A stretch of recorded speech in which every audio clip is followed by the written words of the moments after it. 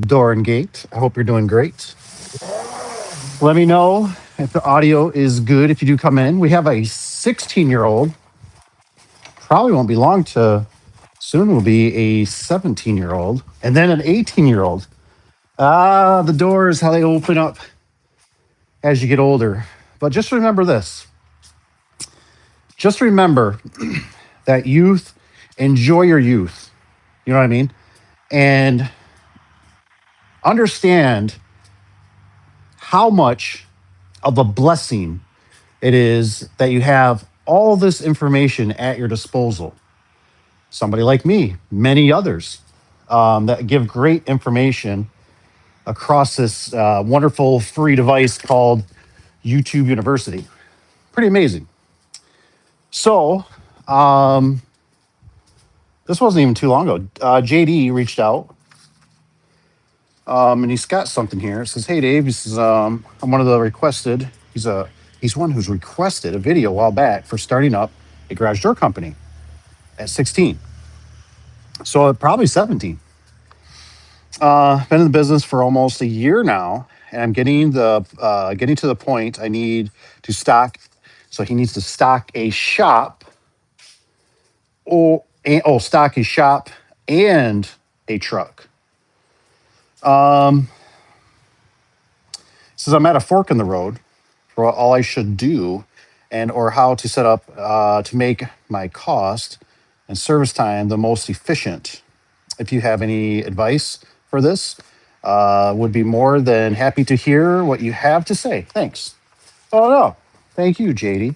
And maybe we should, at some point, maybe we should put you on the channel. We do a little, question and answers. If you guys got anything like that, don't be afraid. Reach out. That's why I like doing the lives and stuff like that. It encourages me to do more, in a sense. So I really appreciate it. That can go pretty deep. You know what I mean? That can go pretty deep on what to quite do. What would I do if I was going back? If I was going back, there were some mistakes.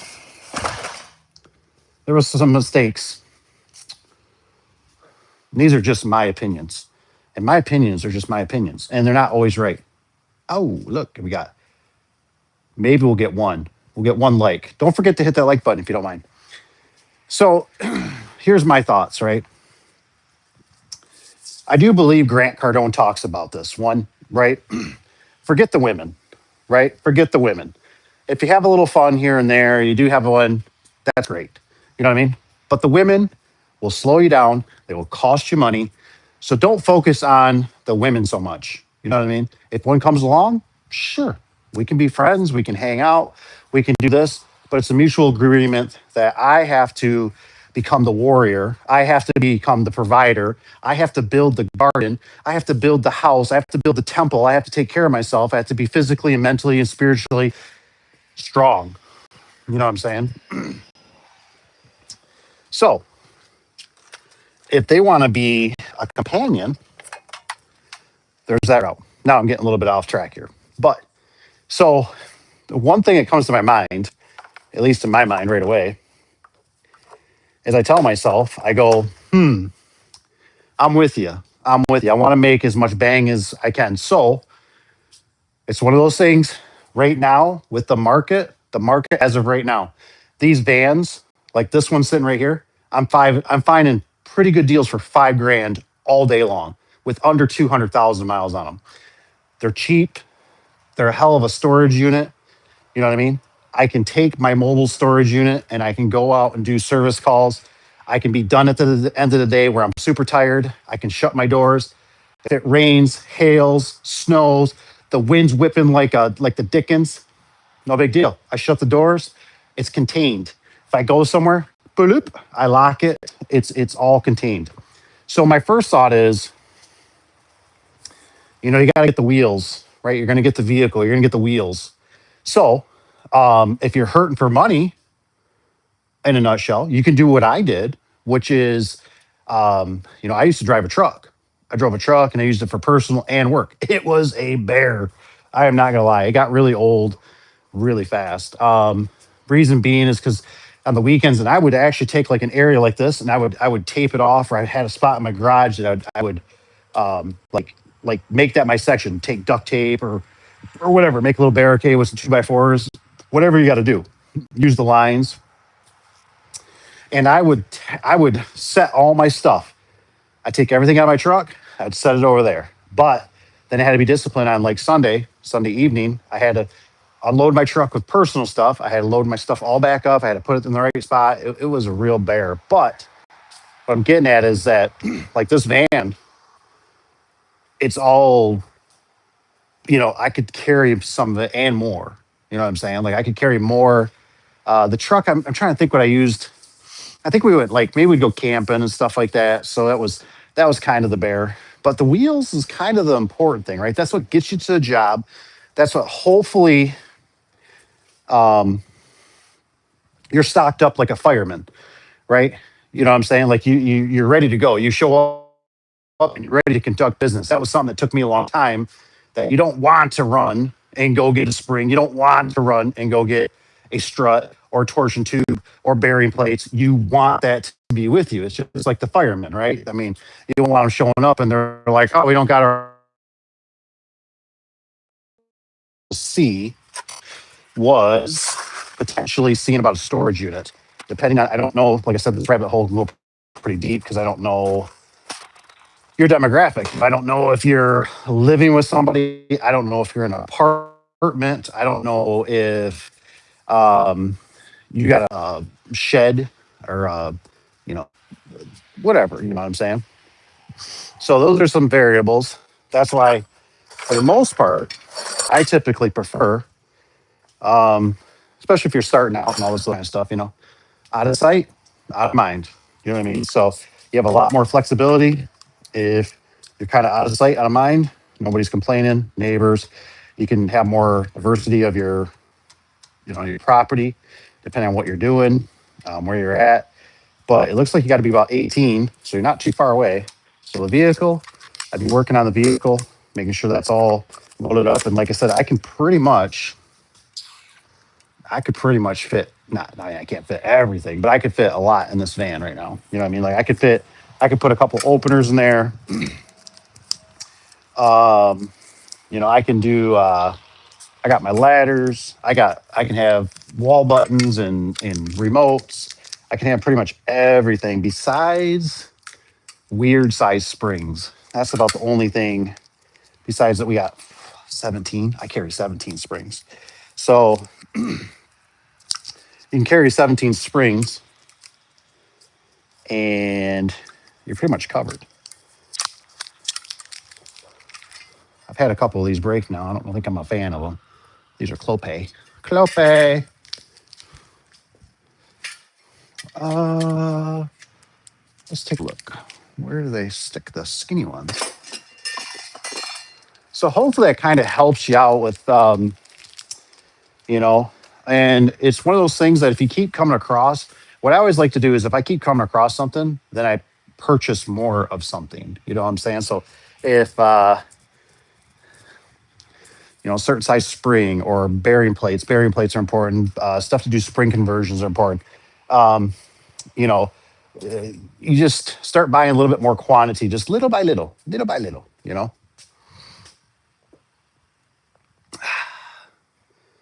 What's that? What's to say that? What's to say? Assload camper. Ooh, just showed two more. Richard Wilcox. Can you get the pricing on those pretty fast, Evan? I'm just curious. Like, do you got the price sheet, or do you online, or do you have to call somebody and get a price? 16 though. Like I said, just don't go too fast. You know what I mean? Do as much as you can, what you feel comfortable. Don't feel like you have to keep up with the Joneses, that you think you're getting behind. Do what you're capable of doing. Try to keep it, crunch the numbers. That's the big thing. Crunch the numbers, make it make sense. Sounds like we got another ambulance coming.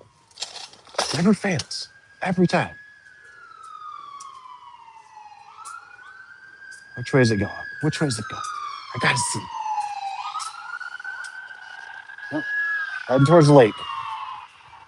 Head towards Lake Michigan. Uh, it's freezing. Good idea.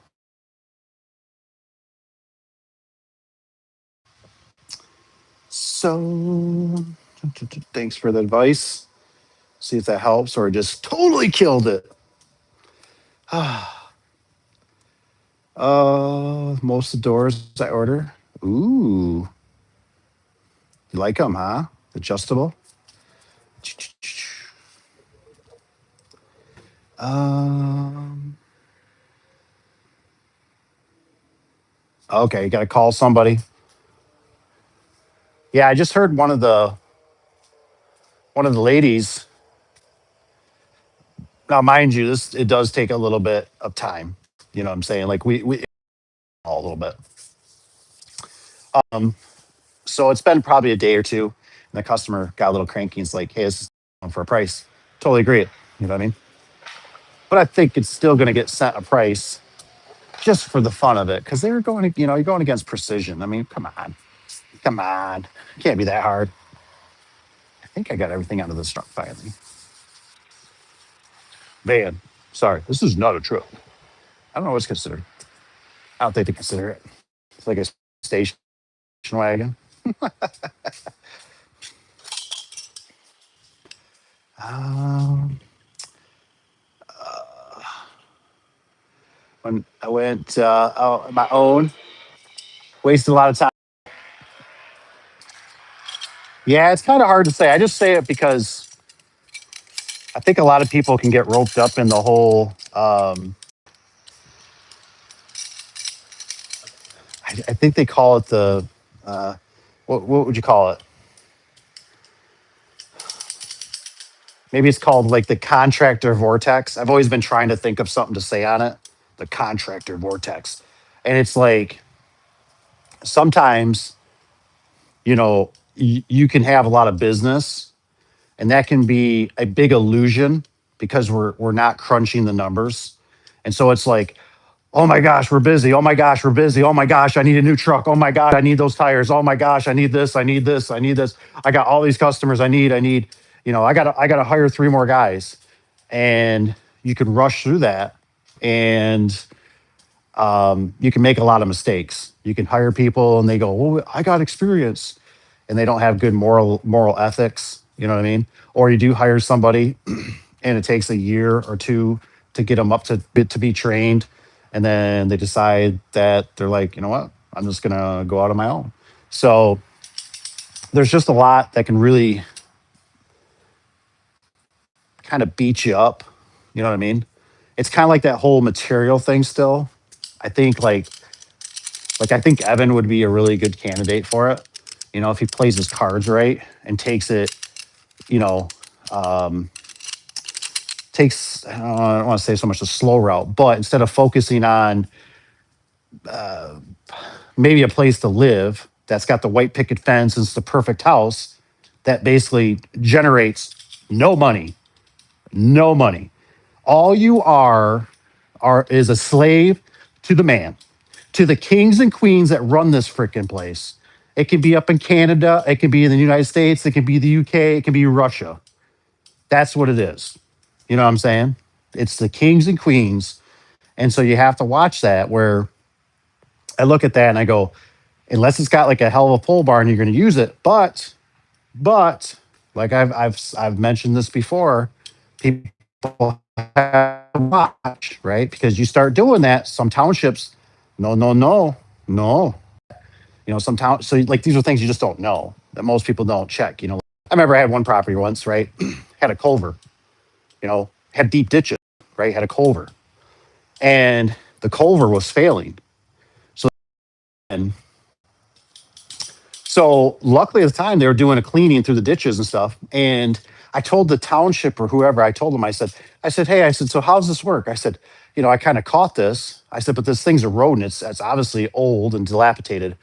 And I said, but what if I decided I don't want to pay for this? It's going to plug up your ditch. And they flat out told me, they said basically we're the road commission or whatever. We're the drain commissioners, right? What we do is we rip out your driveway and you have no more driveway. And I'm like, oh, like, really? Like, yeah.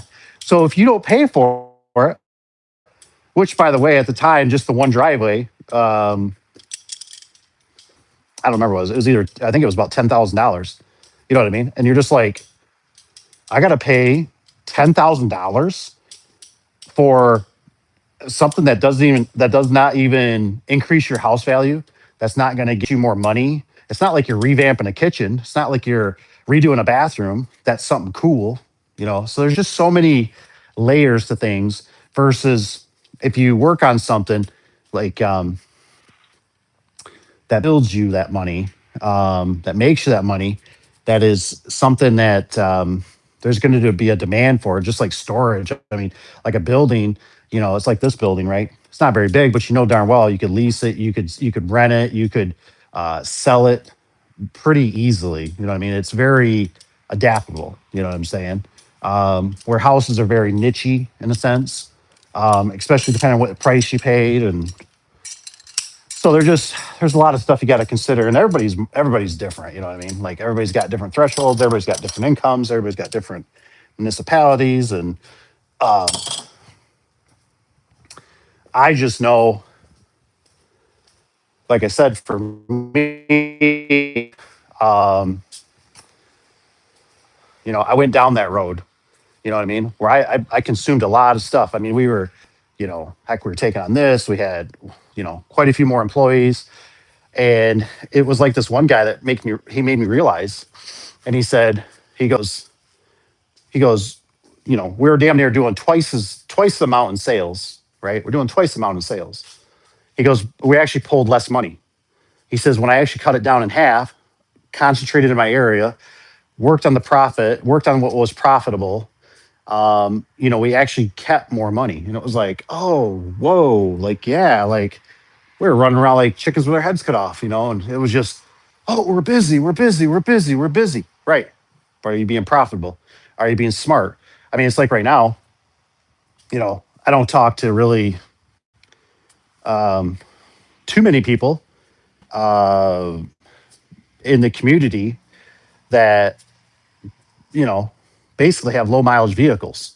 You know what I mean? And so we've done a really good job by saturating our market, finding what works for us, our commercial, our WARs, a little bit of fencing, a little bit of gates, certain customers, there's certain aspects. Could you probably go a little farther? Yeah, you could probably start doing dock plates, but then you have to, you got to get another truck tooled.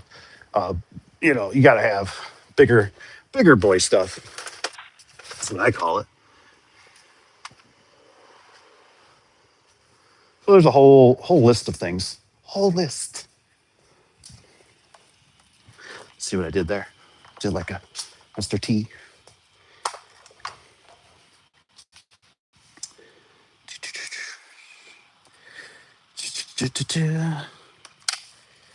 This is eat you alive. How's the market look up there? Kind of slow here in Atlanta. Yeah, it's the market's not. I don't think the market, from what I can tell, I don't think the market's gonna do. Um, I don't think the market's gonna go good.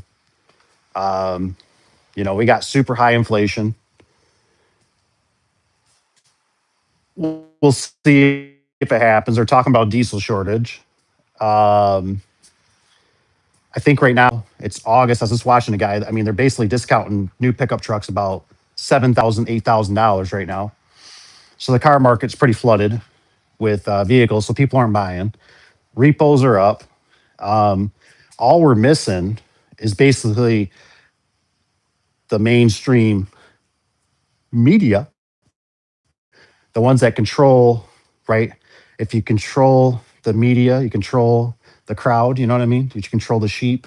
Um, so they're just not coming out. They're doing whatever they're doing, man. They're doing a great job, I guess, by keeping the old stock market from tanking. I think they just said within. I was just watching a thing today. I think within 6 months, it was something like that. I think we're going to add.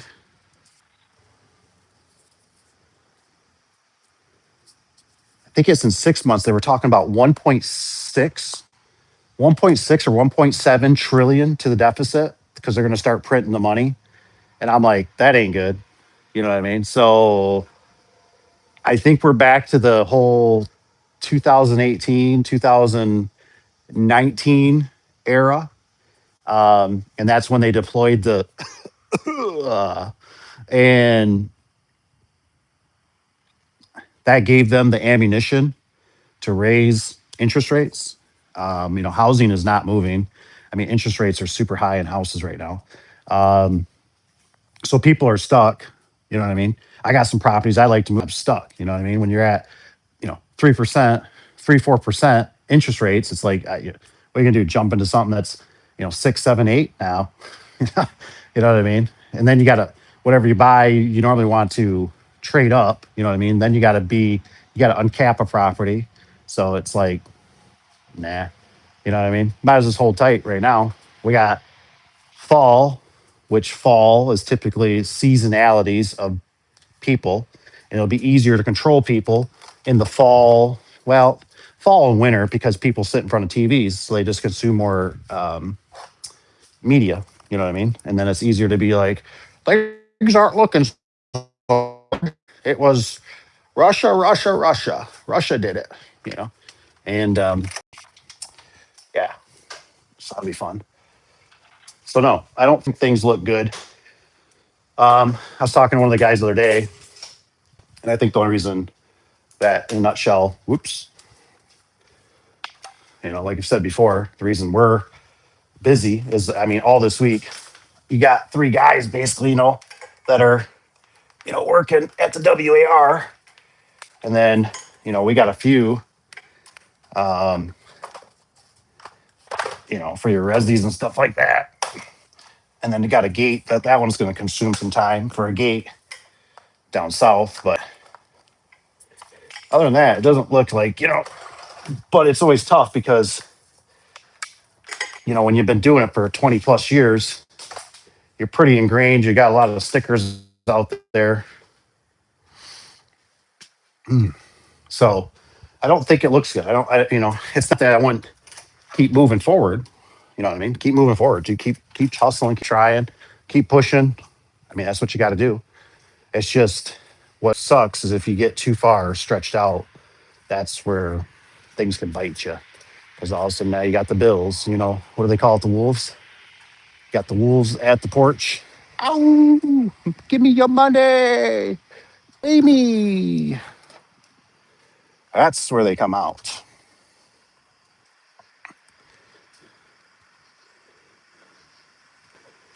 Let's just say, what inflation? Well, the whole thing is rigged. I mean, we know that. I mean, you think about it, right? They can't come out and tell you inflation's hot because if it did, then think about like Social Security. You'd have so many people on Social Security being like, hey, you're saying inflation's at 10% or 20 or whatever.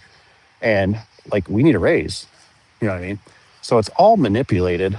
And then they come out and want to, you know, they always give these numbers. And I mean, they got that new guy, what's his name? Wash, or the new Fed chairman. He's about a joke, you know?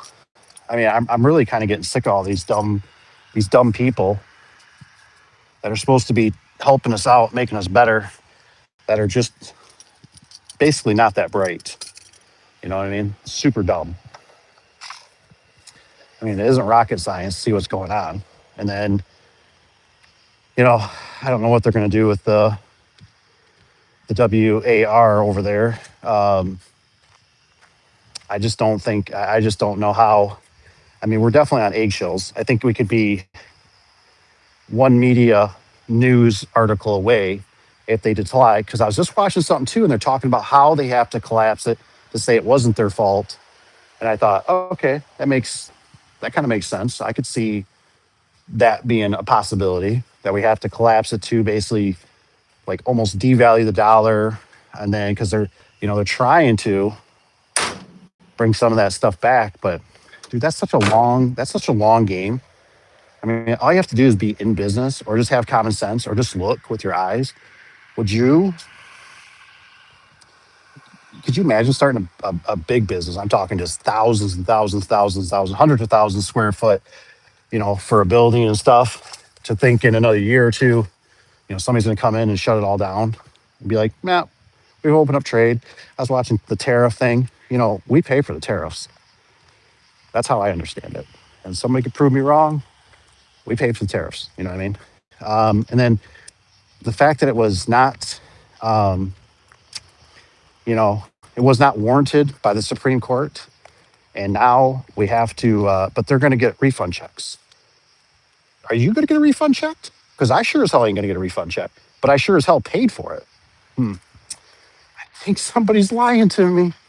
I just think they are. I could be wrong. So I don't know what's going to happen. I don't know if it was kind of a joke. What's that Greenspan lady? I don't know, her Alan? No, I don't know if I'm saying it right. You got Tucker. There was a couple other ones. I don't know how they would survive without getting to be a different party, just an independent party, American party.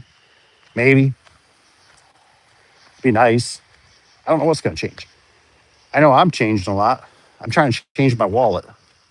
Some of those new trucks and that, and it's really, really hard to stick with the old stuff. I don't like it. Could you afford the new stuff? Absolutely. Would it be easier? Yes. Do we play the game? Might have to. Not sure. Still got to play with the numbers. Still got to get more intel. Right now, Casper works. It's getting the job done. Customers don't seem to care. They're not complaining. They're still calling. Went to one today. There's nobody there. It's just a new build. You know what I mean? The other van was there anyways. They need something pretty to look at. I think the white Patron showed up. They were more looking at her than anything else.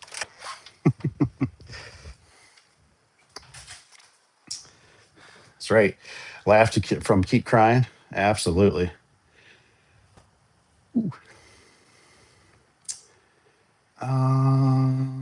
Chase today guy.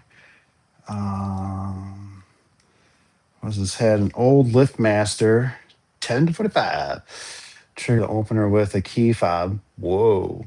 Whoa. Just something so you should know too about those key fobs. I was watching a guy, never even thought about this. The wife of Tron's, her key fob just went dead. I'm not a big key fobs. I almost despise the key fobs. Let me digress. I think we got a few minutes.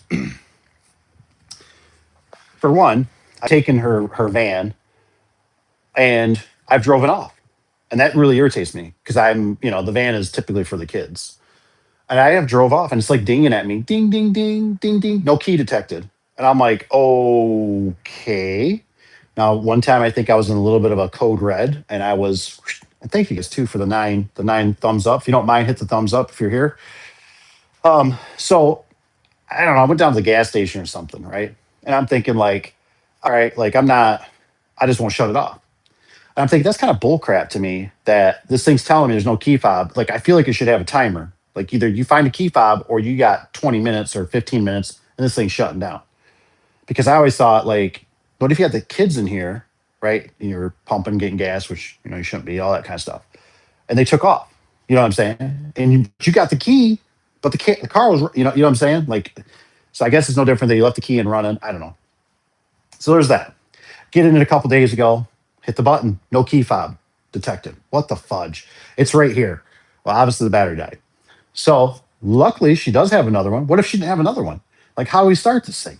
You know what I mean? I don't know if there's a way to bypass. I don't think there is. Maybe there is. I have to ask her.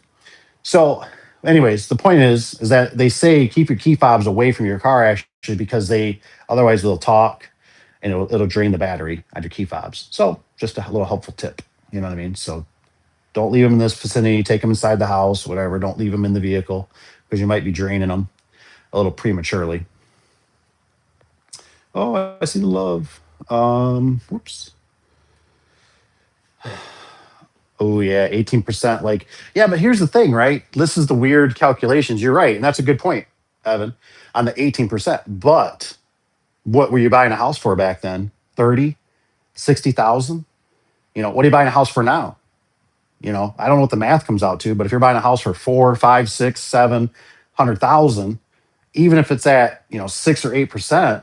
And then the problem is that when you look at it, you don't even, you bought it for a lower price. You could your money might have went farther, so you could have maybe paid the house down faster. Where now, I mean, you look at your payoff probably, and it's like triple what the house was. And that's something that's kind of an illusion, right? Any houses I've always bought, you always kind of look at it, and it's like if you look at the amortization after, if you do like a 30 year or something like that, you damn near pay double. You know what I mean? You pay double for the house.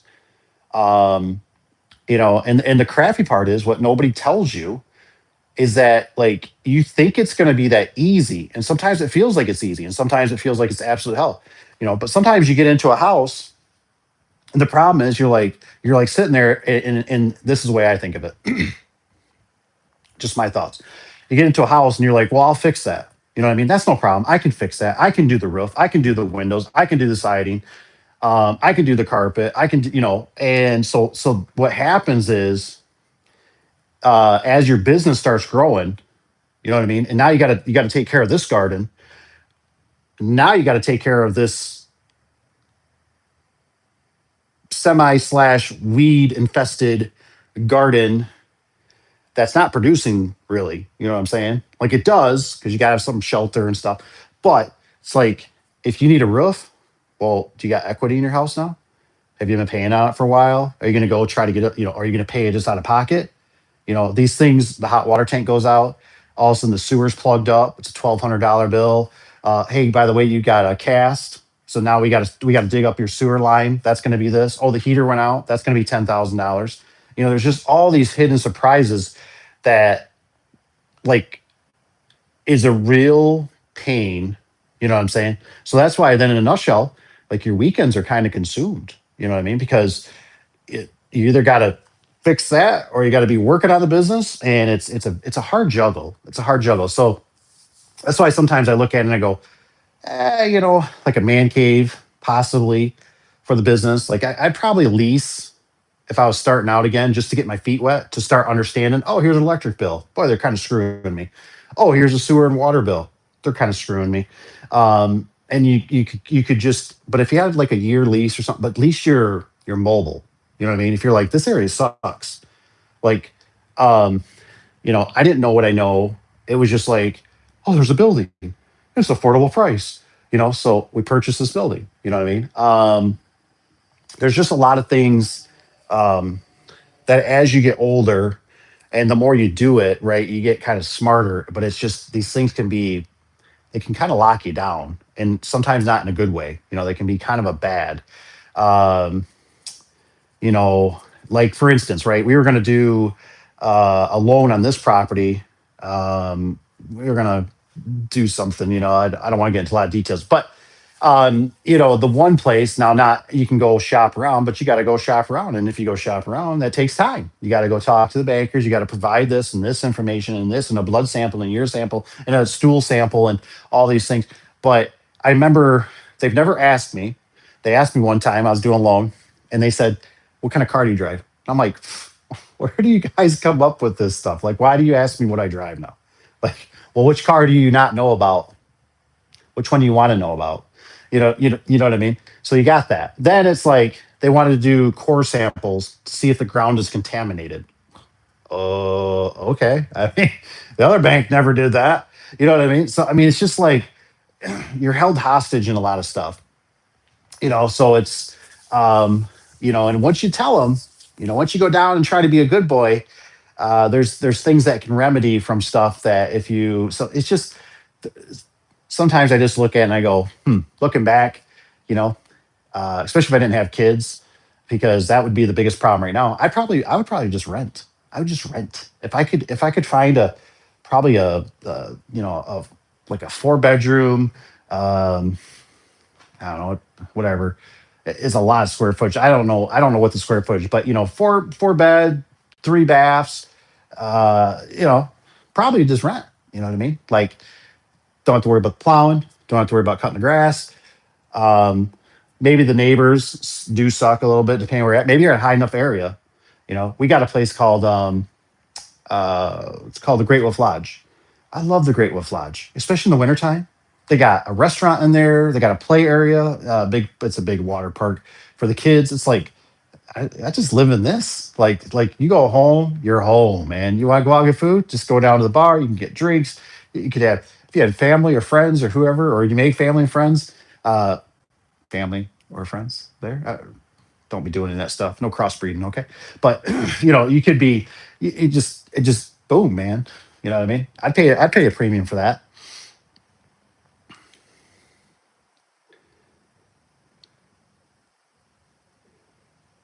Ooh, I know Clope is eating their tariffs. It'll come out in a video. Clope's not on my happy list right now. We had center styles on a rib door. Like darn near every center style, they crimp it. They don't like rivet. Every one where they crimped wasn't crimped hard enough, so it didn't lock in. Ugh. So Clope's just been not doing so good. What do we have today? Their windows looked like they were a little bit tight. Otherwise, the door did look nice. They did all right in that. The weather's sealed, thank goodness. Well, right. Most problems most politicians never had.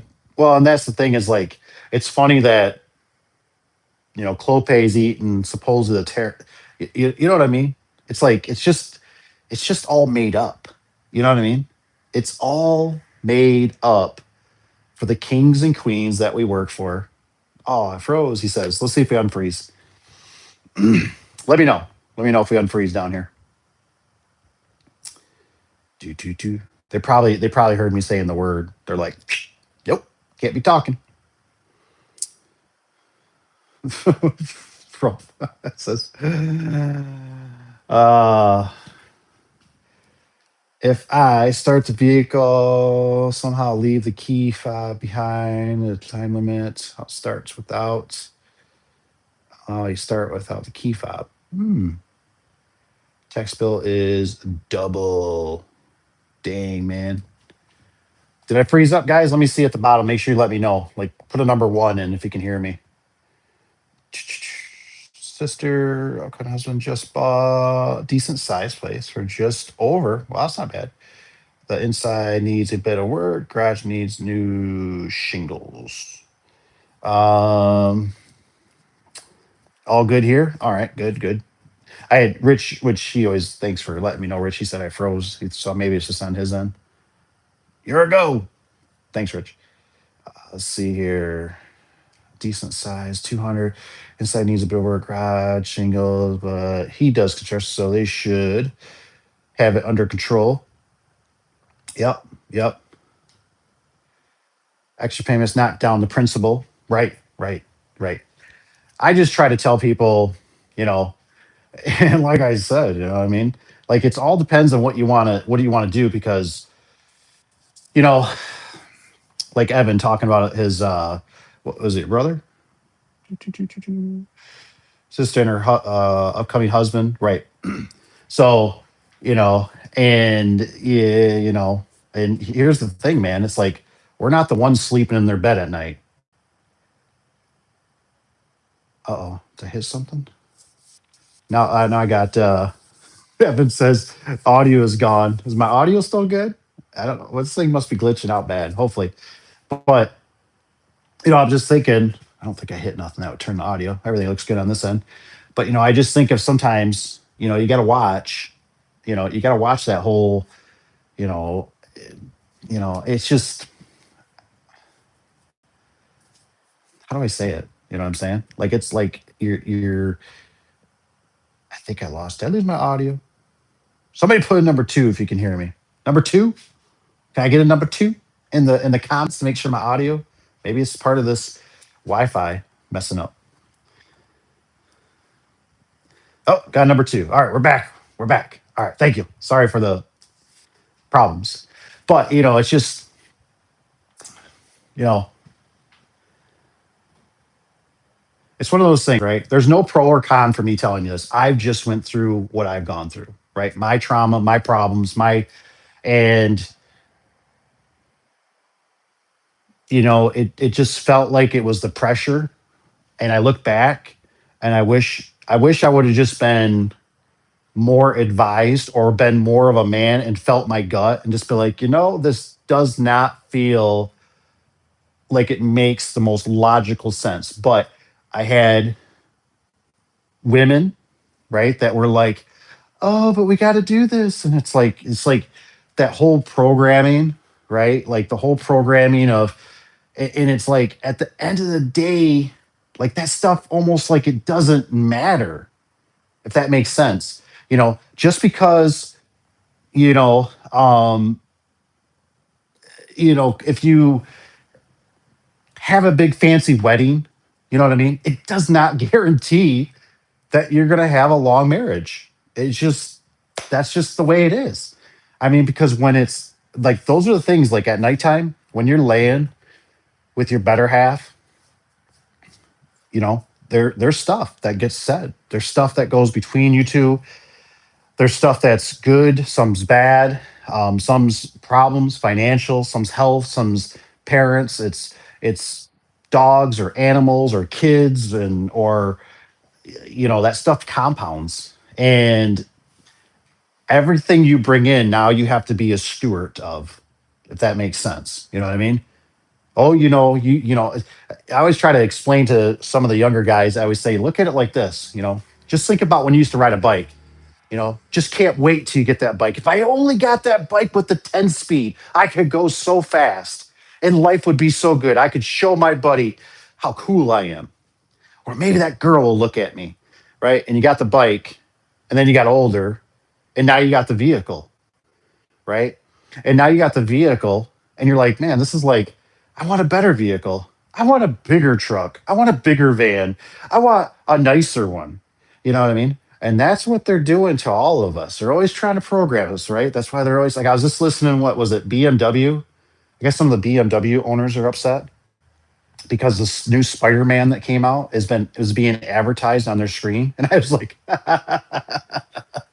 you know what I mean? Like I was thinking to myself, I ain't got no that problem because I ain't got no screen. It's like I'm thinking, it's like the other day, this guy's like saying, he goes, so you can't be on your phone while you're driving, but he says I can be on a 15, 20-inch tablet while I'm driving down the road trying to figure out how to turn my radio up or down and turn my heated seats on. And I'm thinking, bravo, bravo. Good job. You know what I mean? And they're coming out with those cameras and they're doing stuff on the bridges and they're trying to get where they're detecting you to be, you're distracted driving. And well, these damn things are going to probably have where you can get a software change on it. I mean, hell, I remember one of the computers I had or things you could watch a video on it. So, I mean, I'm just like, yeah, that is kind of funny. You know what I mean? So I don't know what's going to fix all that, but it's just funny to me that yeah, photos are king.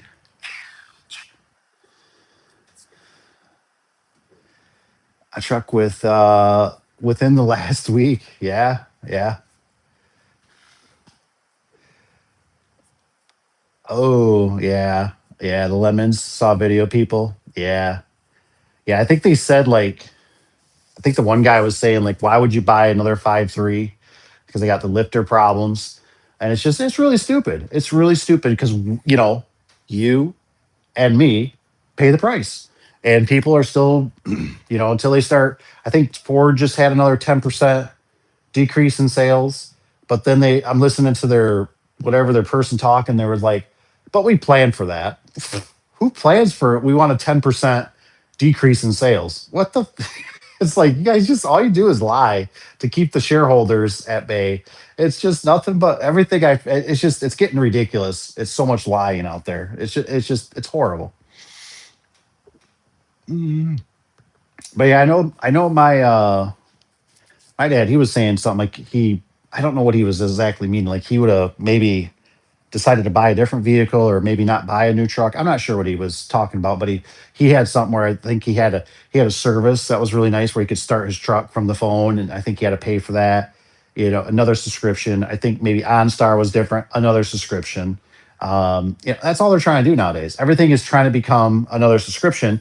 I was just talking to a tech today, and I seen SOS. He came back out, and he was saying something about I think he was replacing somebody's opener because the Wi-Fi quit working. And I'm just like, yep, like that's what we're going to turn into. Now the Wi-Fi's not working. Now the camera's not working. Now the LED's not working.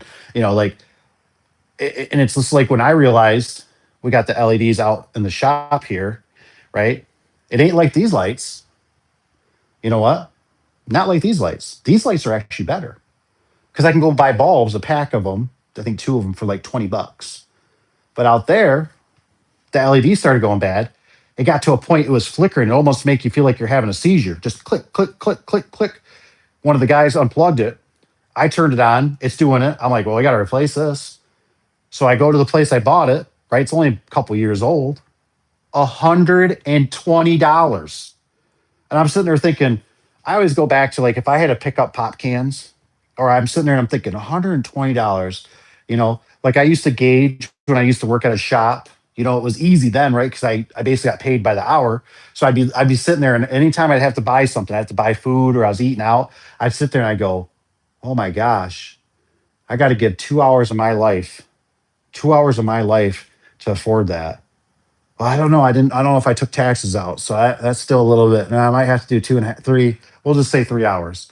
You know what I mean? And it's weird how much you sacrifice, right? And we all do it. We buy these smartphones, we buy these computers. The computers are all rigged to go bad at a certain point to fail. And now you bring LEDs in and you're like, oh yeah, LEDs. And I thought LEDs are kind of cool too, right?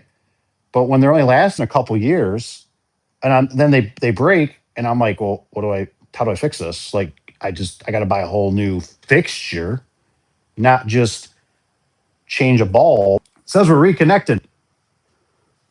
Now it finally showed me we're reconnected. Supposedly we're reconnected. So that's where, because like, what are those LEDs on a LiftMaster? Aren't they like 100 and some bucks? So what are you going to do when that time comes and you're telling a customer like, well, the light quit working? Well, it's going to be probably about 200-300 bucks, or I guess we could just replace it for 600, 800. You know, you know what I mean? Like we're going to have these real conversations, and it's not even like the woman or the man, they can't even fix their own opener, right? It's not like they look at it and go, oh hell, it's a bulb. I'll get that. I got one in the closet. No, they're gonna have to order the thing online or whatever, and or maybe it comes in broke, or the guy shows up and his new LED's not working right. Oh, geez, complexities, guys. Maybe I should go on Wi-Fi. I don't know. The internet's. I mean, we got bars. We got bars. I apologize. We're glitching out. Change all the rollers on 3 of his doors. Was home. I needed his Chevy Volt move. He said no one was home and just grabbed the keys. Nice. Took me to figure out how it worked. Oh, the gear shifter to back it out. Nice. Um, had to put air in my tire. Low tech. Yeah, I'll tell you since you brought that up, um, Rich. Oh my goodness. We went through a little tire era around here. A little tire um, demolition derby, I guess, maybe. I don't know what you want to call it. So we had one on the trailer tire. It was kind of old, so we replaced it. Right. Then next I see we we had the tire sensors, right? I mean, like let me just show you. Let me just show you here. So we had the tire sensor go bad. I had the tire sensor sitting for one of the vans, right? Now this is 17. It's kind of an old van, right? So I had the 17, got to break the bead, got to put the new tire sensor in. It's kind of a bear breaking the old sensors off because they're not the newer style that pop off like this company right here makes. Now, mind you,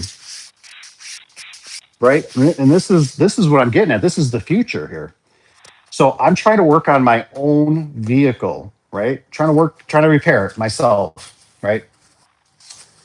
So for one, I bought tire sensors and didn't realize that they're more advanced. and I need this fancy tool.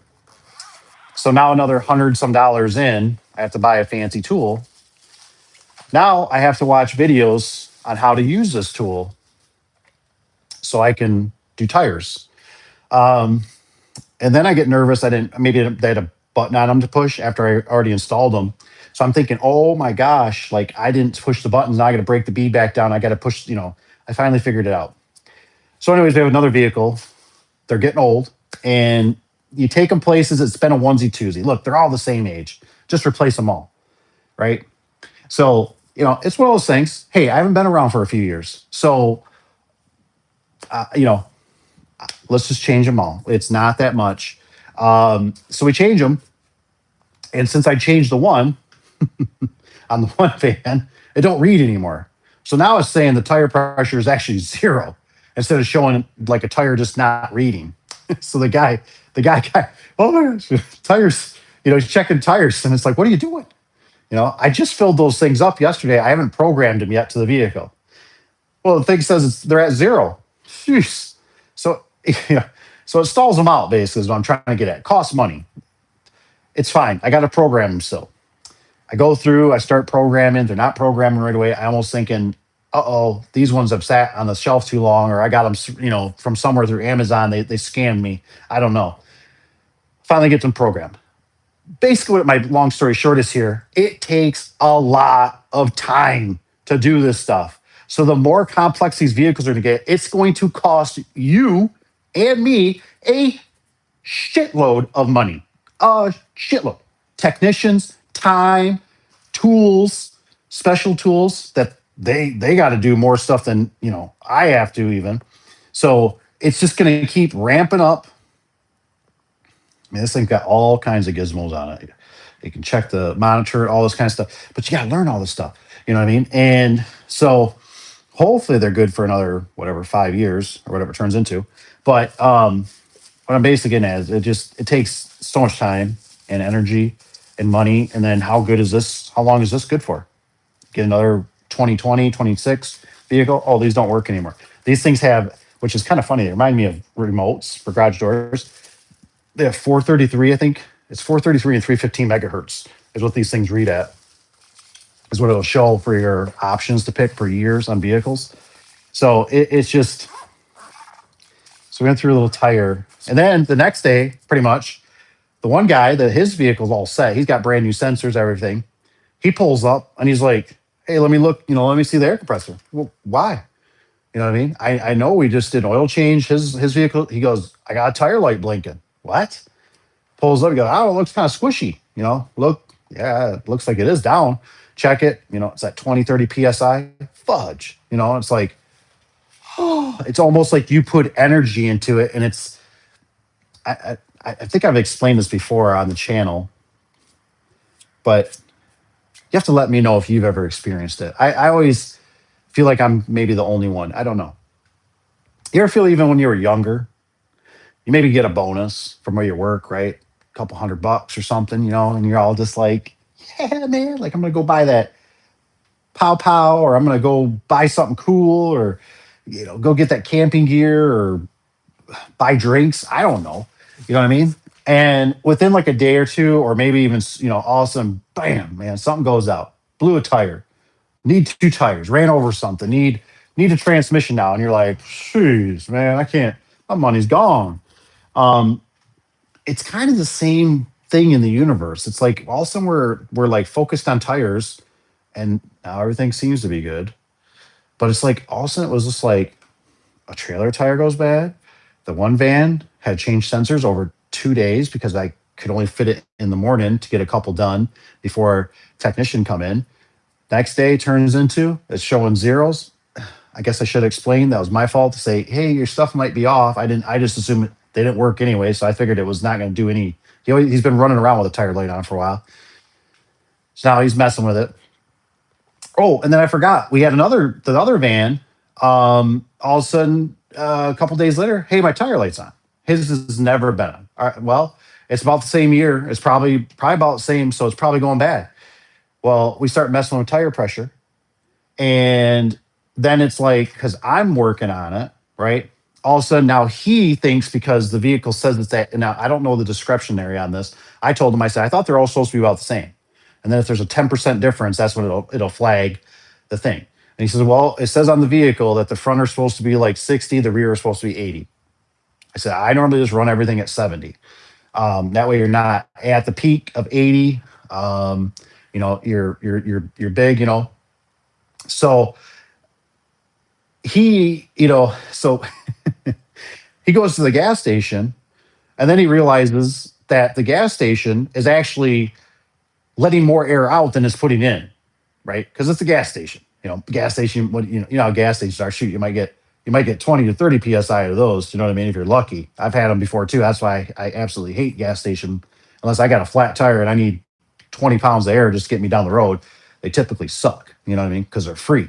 Or you got the ones that use the credit card, and those things are still junk. It's like, yeah, I paid for it, and I pay a premium even if they had pumps that were like somebody serviced them, took good care of them. But most of them around here, they suck. So he finds out that it's dumping air, brings it back to the shop, uses one of the trigger types, because I got different varieties in my little kit for different vehicles. It breaks the trigger on it. I think then he messaged me. I think he said something about hey, how do how do you get this thing to go up to 80 psi? And I'm thinking, I don't know. Like it normally just runs and it does its thing. Like I don't think I've ever had a problem. Like I don't know. You know what I mean? Like why are you messing with it? Well, I thought if I got it up to 80, it would turn the light off. I don't know. So the next day I start scratching my head and I'm like, I think he's got a bad sensor. They probably all need to be changed. I need to order some.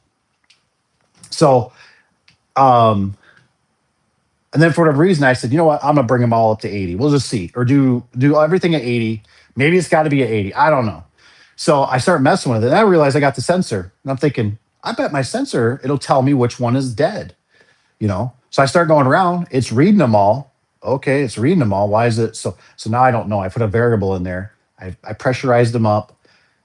I went through and reset it. I found out how to reset a Ford, and I went around, reset them all, and then of course, I don't know if I solved the riddle or not.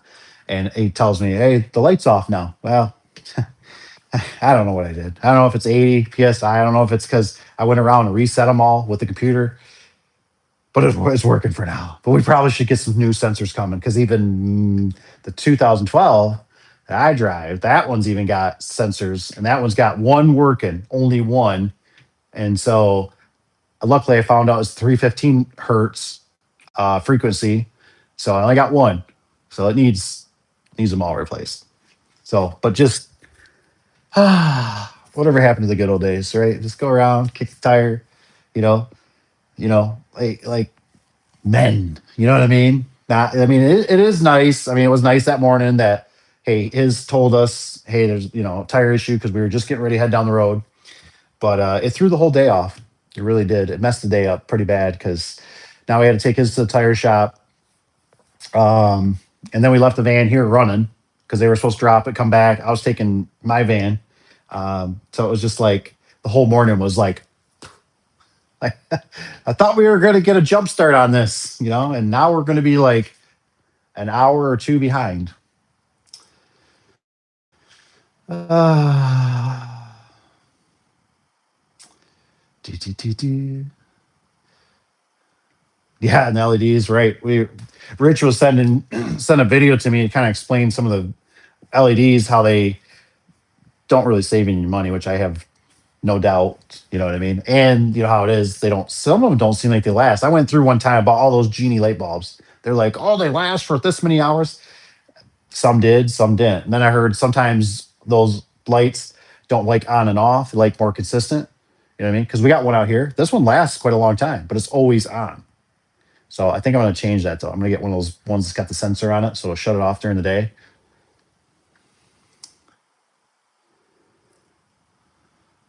Yeah, old vans don't need tire sensors. Absolutely. What's up, Mr. Rusty? What do you got? Tomorrow? Tomorrow's Friday. Are you coming back tomorrow?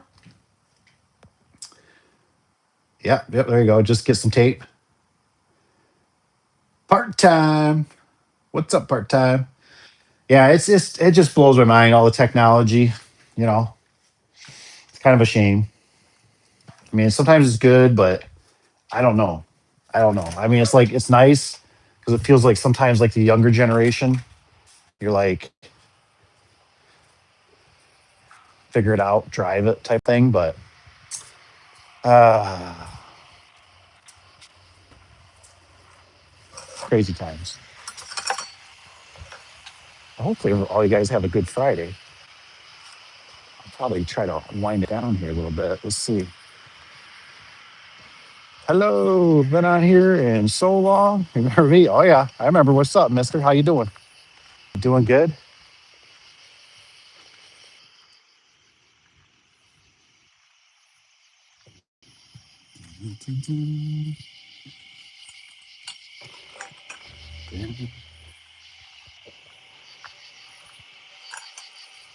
14. You guys are so generous. So generous. Thanks for hitting the like button, by the way. Hopefully, it's the beginning of the video will help out this 16-year-old. Well, 17 probably now.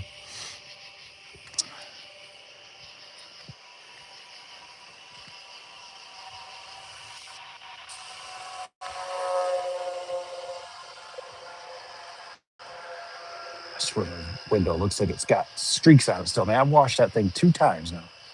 I really don't like dirty windows. It's like the pet peeve. So let's look at the van here. Van's looking good. We got oh yeah, Clope got us today. We ordered 8-foot rails and they gave us 2 7-foot. So we ordered 2 8-foot, they gave us 2 7-foot. We had one, we didn't have a second. So we had to run 45 minutes. The runner had to go out and get another rail. Clope, killing, killing us.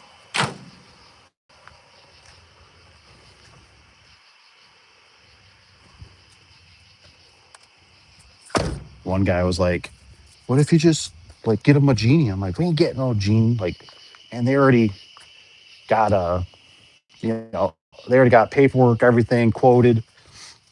Not doing that. And then one guy he picked up, he's like, it looks like they just renumbered this opener. He's like, this is the same as this other one's the UFO style. And I'm like, I'm kind of like looking at him like, I have no clue what you're talking about. They change the damn numbers on these things all the freaking time. And so I have no clue. They didn't have numbers on the outside, but it did come with 2 remotes and outside keypad, which was nice. But I couldn't tell you much more than that. And then I couldn't justify putting the keypad. The keypad looks so ugly without a cover on it. It looks so child. I told him, I said, dude, this thing looks like it's a baby monitor. I said, and I'm putting on a nice like tan color siding / door. And I was like, I can't do this. So I said, I'm not punching holes in this. I said, we'll talk to the homeowner. I said, I'm hoping that he's more like, yeah, you know what? Just leave them. I'll put them on if I want them. Okay. I mean, if he wants them, no problem, man. I'll put them on for you. But they're so white in color, where the other ones were more like a creamier color, and so they just to me look horrible. It looks horrible for this. And then the numbers are so big, and they just don't look professional to me. Man, I'm just so used to the old ones. I just felt like if you covered it, it wouldn't be so like.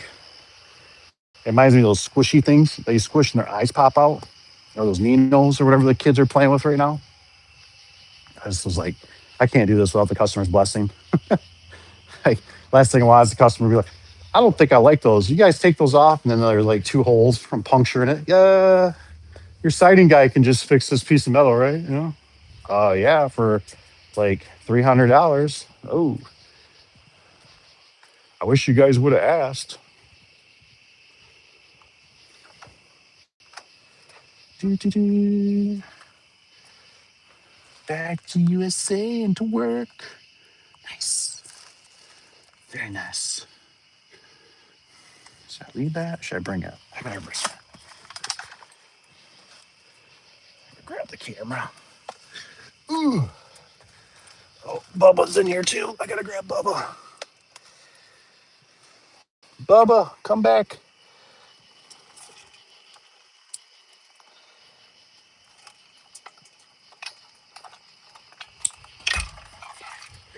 Gotta make sure Bubba's fresh for the morning.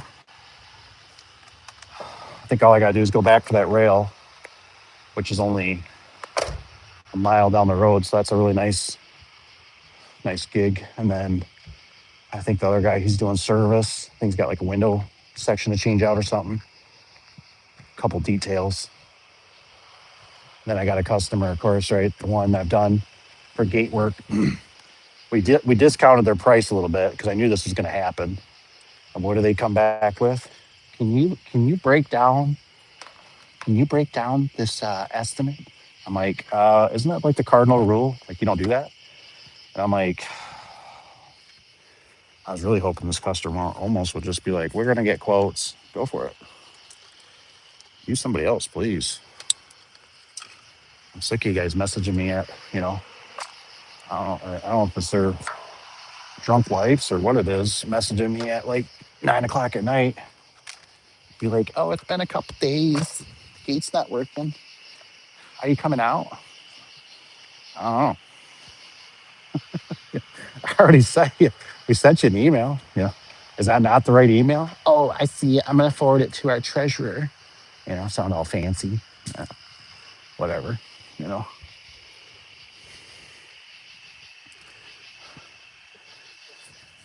I'm trying to do them right. You know what I'm saying? Like I did a very fair because I've made a couple service calls and we, uh, we're deducting the loop detector because we're putting out a sensor in. So eat it. I can't, it's like they just have a hard time understanding what. Something break on this thing? There it goes.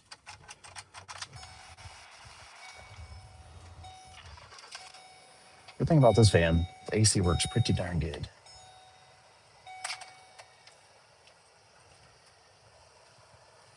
And the transmission is working fan freaking tastic.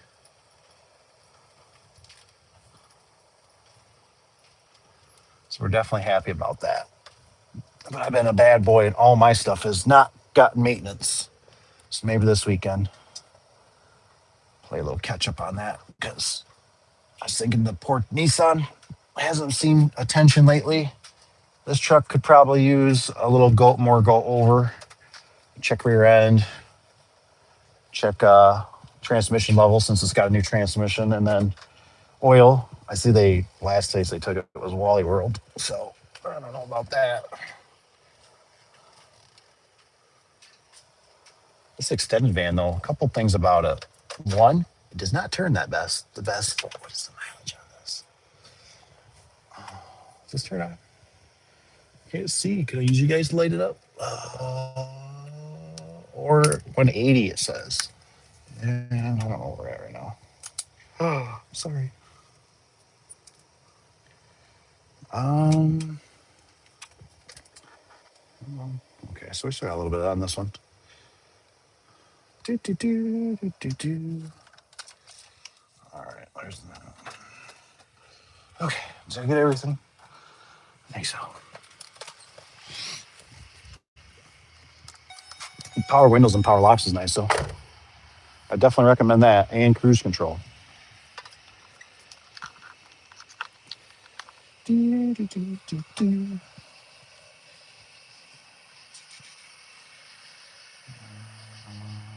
Dun, dun, dun. Oh, fantastic. Thanks for asking, sir. Are you doing all right? Yeah, I've been doing good. Also, new with you. Not tons, just kind of working, been busy.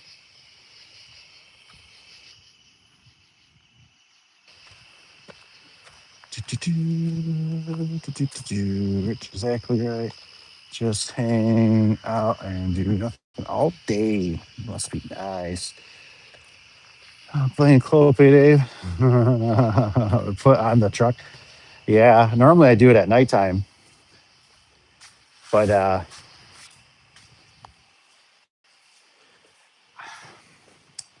so how do I look at this?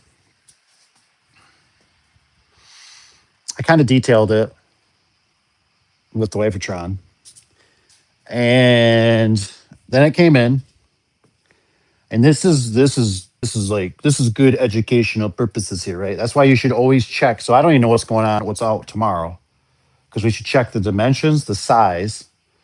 So this morning, my bright idea was because the day before, what did we do the day before? Oh, we did that clope, that the center styles were all like all these. Let's see how Door Links does theirs. Oh, look at these. Look at these. Door Link does rivets, right? And glue.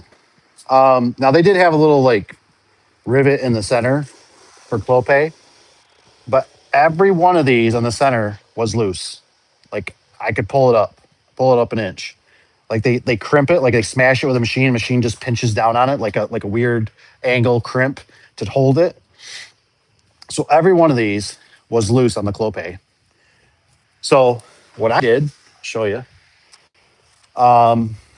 which so I mean, it's just one of those things. Like it's like, man, this is really discouraging. Like why do we got to deal with this crap? And so I did ask the secretary. I was like, and she said we're supposed to be leaning off the clope because they're having all kinds of problems over there with the people and stuff. So now it's like, and like I said, this thing's just flopping in the wind. And I'm like, how am I supposed to fix this? I can't put screws in here. I don't have a rivet gun. I don't care, So I'm just like, ah. So I came up with is when I hit my hole and got everything. Oh, this hinge is different. The clope hinge had a divot in here. So I'd actually screwed through this plate into this piece of metal to hold it. And a couple I missed. The guy caught it. He's like, hey man, he's like, you didn't punch it all the way through it. I'm like, yeah. I'm like, all right, whatever. So that was just a real pain in the butt. So now I'm like thinking, like, is the whole center going to be like coming loose? And I told him, I said, I really feel like I said we should have struts on every one. I said, with it being like this. He's like, I know. He's like, so it was a bummer. It was a bummer that we had to deal with that. And so the door today wasn't too bad. There was a little bit of scuffage on it, like from packaging. I don't think it was too bad. I was just glad the door came in without any dents. The weather seal worked. I was sitting there biting fingernails because I kept thinking, oh my gosh. Like I told him, I said, when we get these color doors, I said, we really need to order extra seal.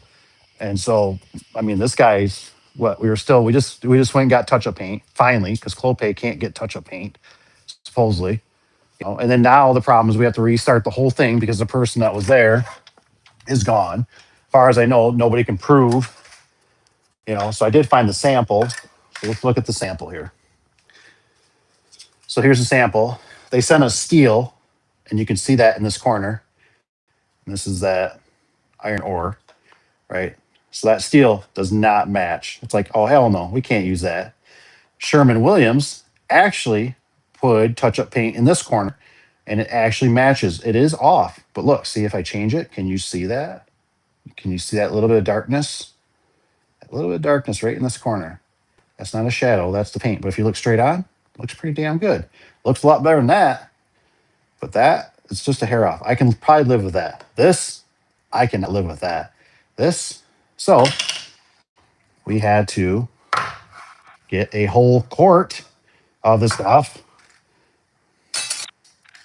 and some touch up, which I mean it's like the size of a pencil, eraser. So we gotta get a couple, so what a pain, you know what I mean? So that guy's probably been waiting. So now Clope had another whatever, right? They're having mess ups. And his weather seal is right here. They sent us 3 bad chunks or whatever. So it's, so this guy's been, it's probably getting about 4 months now. This back door doesn't have weather seal. Did a 3-door job, paid a lot of money, brand new openers. I think the third one didn't have one, but it's just like, it just adds up. So you want to get them taken care of. You want to be done with them. So, yeah, is what it is, right? But yes, I loaded it. Oh, so what I was getting at, what I did is the door that we did the previous day, I put all in the long trailer. A no opener on that one. But then today, I thought, hey, won't this work out better? We're going to take 2 trucks, 2 vans. But I thought the way that door was stacked, which was right here today, on there, it's stacked like this one. And I said, well, I said, won't it work better if I pull the metal and the rails and the openers and the hardware boxes and I just put those in the one van, and then all we have to do is in the other van just load the sections. That seems fair enough. So that's kind of how it happened. So I just loaded all the stuff. I didn't double check. It was totally my fault. We get to the job site. The technician, he sees it and he's like, hey man, he's like, those are 7 foot rails. I'm like, are you serious? And we had, like I said, we had one here, but not a second. So she had to go get 3 of them. Not the end of the world. We got great vendors, thank goodness. I guess they're pretty busy too, but all they do is send stuff out. They don't do any installs, not anymore. Mm, Sooner Friday. Messaging, you can social media or something. You can always email or uh, do the Daveadubson at Gmail, which is in the description typically of my videos. Heading to just the shop. We're just heading to the shop. I got the vehicles all parked. I can come back, get my truck. So everything's fresh for the morning. I had to drop the rails off. We had the young gentleman, was it JD? JD? He messaged today and he was asking about 16 and getting a shop and stuff. So we were talking about that earlier in the video, what I might recommend. So if he's got anything else, he can always reach out to me. I always like those kind of questions. I know, rookie. That's right. I agree. I agree. I totally. So that's why, like, I normally like to do stuff in the evening, and that way it's more thorough. It's quiet. If you're here during the day, it's really a pain. You got UPS, you got trucks showing up, you got customers coming in. It's just hard to really focus. You're almost like it's almost like you're just the fireman. You know what I mean? Like you're just paid to be here as a fireman. You're just waiting for the bell. Oh my God, where we gotta go? Where's the fire? Where's the fire? So it's real pain. We're at like this time of night. You can load up stuff. You can go through. You can measure. You can really look at it. I like doing it a little bit earlier in the day too, because if you're loading up stuff, then if you catch something, you can possibly call a customer and say, "Hey, got a little problem." So, because that job we just did today, I thought it was a 3 door, and they were like, "No, it says 2." We looked at the pictures; it was 2. I'm like, "Oh, 2 doors? Psh, that'd be easy." I'm like, "We'll have that knocked out." Hop off. Good night. Hey, thanks for stopping in. Have a good night. Have a good sleep. Uh, Barrel that make or break job. Yeah. I mean, it was just, you know, it was a really inconvenient. You know what I mean? That was the big thing because do I talk about it? Do I talk about it? I guess I'll say, so it actually caused some disruption at the shop between a couple guys because I had to head out. And I was thinking, well, there ain't nothing going on for the rest of the day. It's like 3 o'clock. So I head out to a serve or to go get that paint because I'm just like, you know what? I'm like, I'm not taking no for an answer anymore. Like, I'm just sick of it. Let's just go to the pros and let's just see if they can help us. If they can't, we'll go another route. But my goodness, somebody made this stuff. You know what I mean? So there's got to be a way to get this, and let's just get it done. And so I was already halfway or 3/4 of the way there, and I heard on the radio that we had a customer with a gate issue. So I'm like, well, another guy was just coming back. He just did a door. I'm sure he was super tired. He did it by himself. Big heavy door, like like that should have been his day. Well, it turned into you know little stuff. He didn't bring pants. There was a little discussion between a couple guys. They had a little spat, and so then I had to go there. They had to come up with a different thing with the maintenance guy. They were stealing another one off a gate that they don't use anymore for parts. We got them fixed up. They were happy. We didn't have the parts in stock. We had some on order, but they weren't here yet. And you're sitting there just thinking, I'm out here taking care of something that's a bull crap, situation that you're not making any extra. You're not making no more money. Where that service call came in that there's a good customer that you want to take care of that you could have been there to help with that might have not caused a spat between a couple guys. You know what I mean? So it's just these things compound. That's why I'm always like, if you got a good vendor, you better hug and squeeze them and take good care of them. And if you're happy with their products and they serve you and everything goes good, great. If they don't, get rid of them if you can.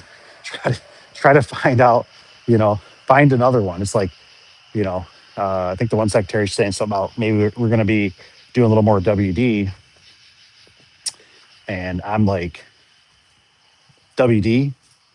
I'm like, I think we might have to like search for somebody other than WD because we just did the one and they screwed us with the whole bottoms. Like we're like we need longer rollers, and then we didn't need longer rollers. The bottom retainer is horrendous. I'm just like, you guys, this is way too much processing that we should not have to do out in the field.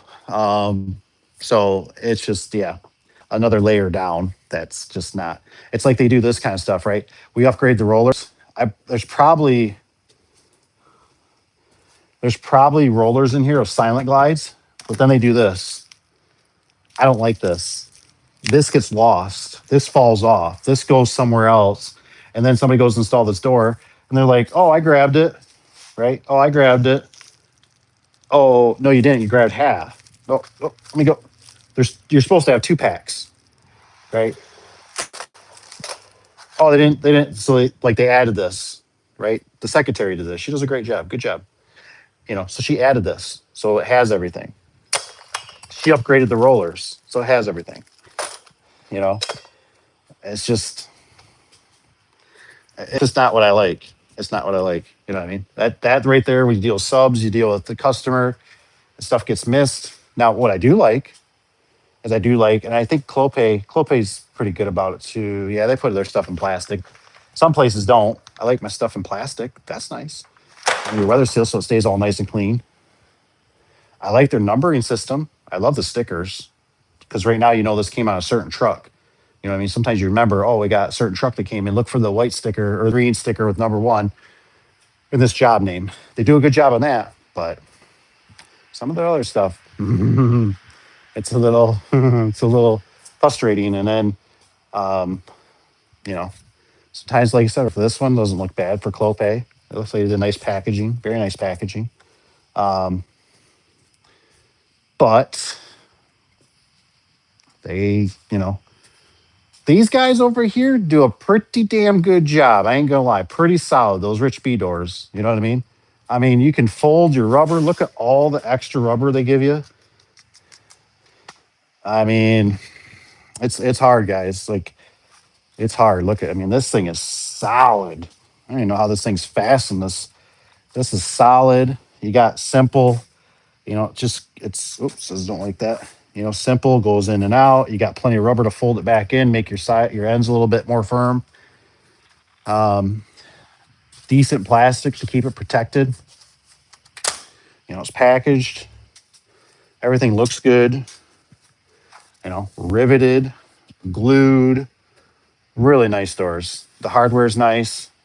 Like the one guy was saying, what was he saying? He says pretty much, I think majority of the time, they fold like the one we did Clopay today. They didn't have that extra piece of angle. And he's like, these are pretty heavy doors. He's like, I'm surprised they don't have chunks of angle. And I'm like, yeah, I know.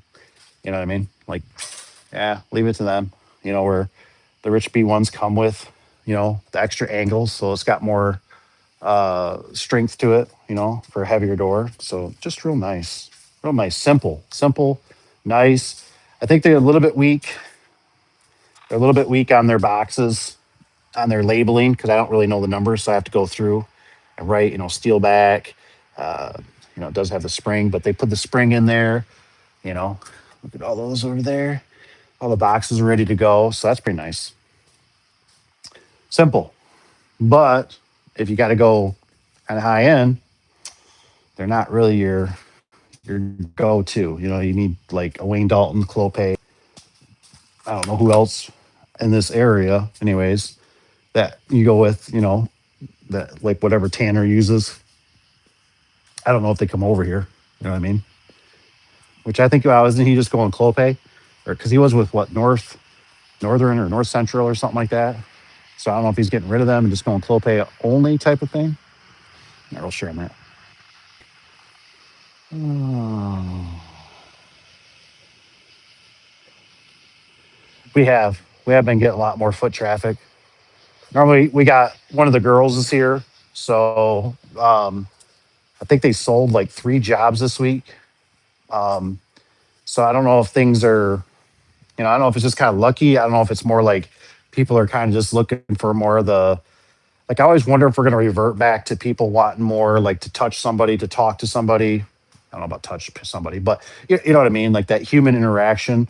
Like I always think sometimes it's kind of cold, like the storage units around. Like one place says they do really good, but she says you get a lot of people that come in that are very grateful that we're here to accept their checks or write them an invoice or, so I don't know if that might be playing a role. I don't know if it's just, I don't know what's going on. I really don't. It doesn't make a sense, but I know they had, I think 3 through this week that came in. One, I think, purchased a door just outright. And there was a couple jobs that were sold for detailing.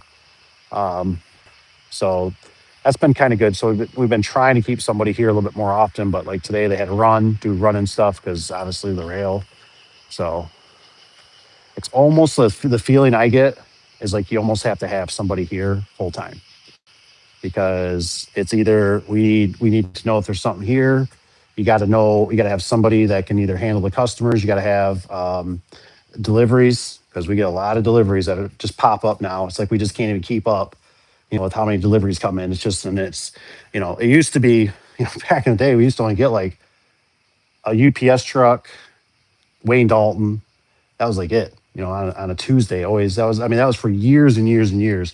A Tuesday at basically 7 or 8 o'clock, a Wayne Dalton truck's coming. You know what I mean? That was it. And then now it's like, Amar's horrible about letting you know when they're coming. Um, Rich B does a good job. We normally know they'll tell us a day, and we know it's somewhere in probably about the 9 to 10:30 range. Um, so they do a great job. Clopay, they do normally call, but they're kind of hard. Like you try to ask on a Monday, it's like, we getting a delivery this week? I don't know. They don't really call until the day before. It's like, and it's just things you want to know because if the shop's starting to get loaded up, you're like, oh man, like we just got another delivery. Like, man, it's gonna be a real mess in here if we get like, and then they're like, oh, Clopay is delivery, and it's like, okay, well, how many doors? And they're like, like 6. And you're like, oh, what? You're like, how are we gonna? Where are we gonna put those?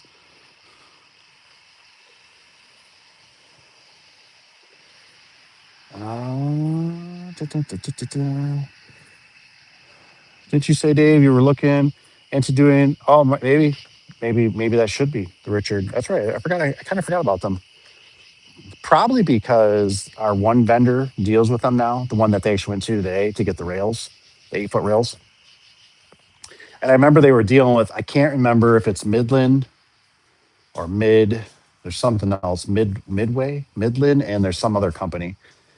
And I called them years ago, didn't try real hard. And they were like, oh, we already have a dealer in that area. And I was just like, oh, okay. you know. But I loved their hardware boxes because you'd open them up and it was like getting your lunch bag from your mom. You know what I mean? Like it just had everything checked off. It said it had initials on it. They opened when you opened up your hardware box. It was so pretty. Everything was all stuffed together, all your number ones, twos and threes, and everything was just laid in there. So nice, so nice. Just like, here you go. I hope you have a great day.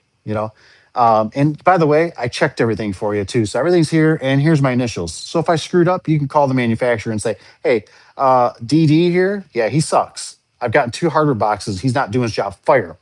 You know. So it was really great. I loved it. And their stuff was always solid. It worked pretty good.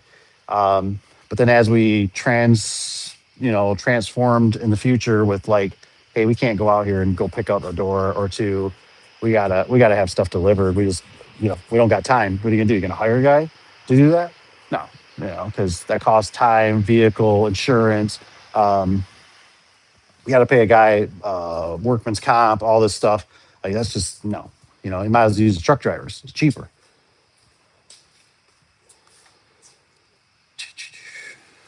But Richard would be one because they might be kind of an upcoming. Say, I think there's another one. I think it's called Discount Door.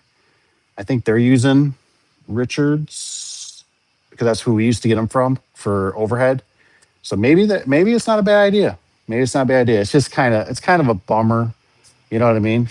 Because I hate to like how do you say it? We're kind of diversified, so it's like I don't like having to do that smoke up their hiney, like back where it's like they'll come in and they're like, well, like how much volume or how much do you sell?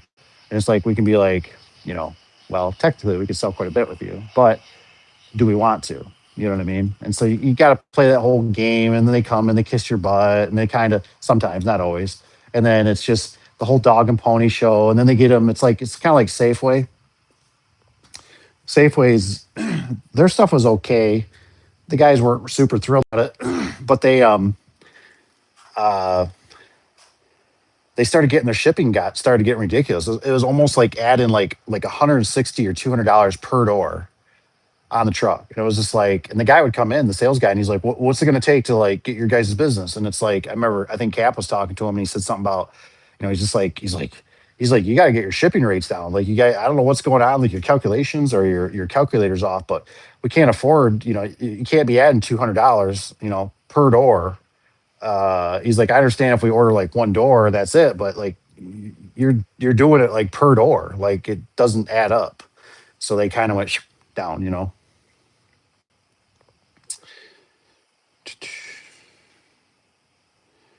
Clope joyful.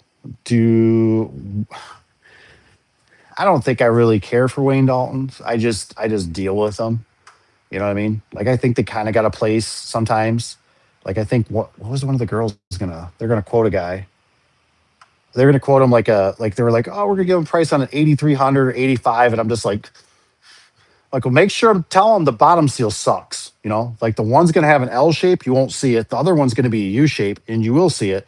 And I had a guy complain one time that it looked like his door was open. His neighbor was complaining it looks like his door's open.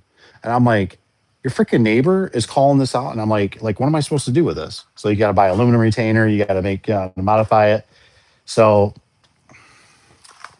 it's not that I hate Wayne Dalton. I do like their torque masters for certain circumstances. But their stuff is like goofy, man. I don't know. It's just like, you want to see a Wayne Dalton? I'll show you Wayne Dalton. Joyful because you're here. If you want to see a Wayne Dalton, let me know if you want to see a Wayne Dalton. I'll open up this hardware box for you. We'll open it up together and see what kind of little goofiness it looks like.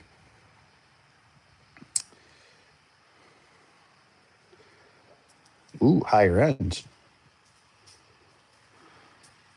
Midland CB. I don't know about that. Is it Dutchwood? Uh, what you got? What you got? The closest Richard I can find near you is Maury's. Yep, Maury's is the one. They're the ones they got everything. I think, like I said, I think Discount out of Grand Rapids does it too. Don't mind me. Cheers.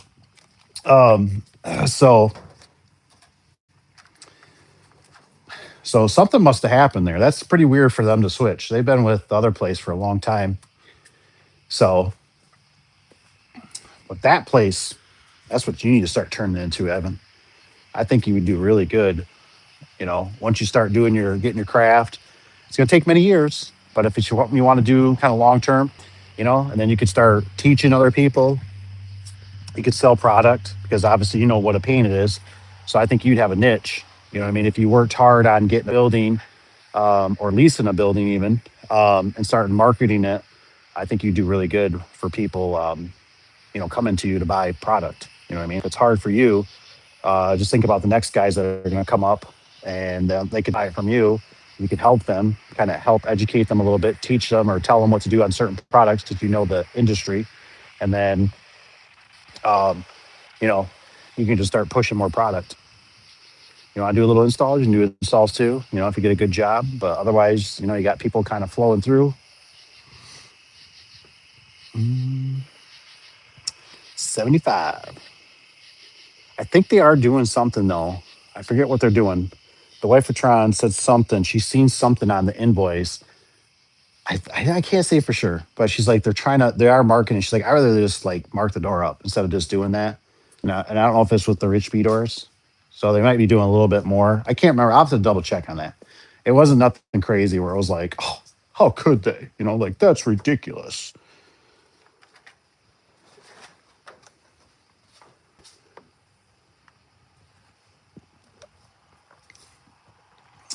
Um, 10 minutes. Right, right. And you know how it is. We've talked about it, Rusty.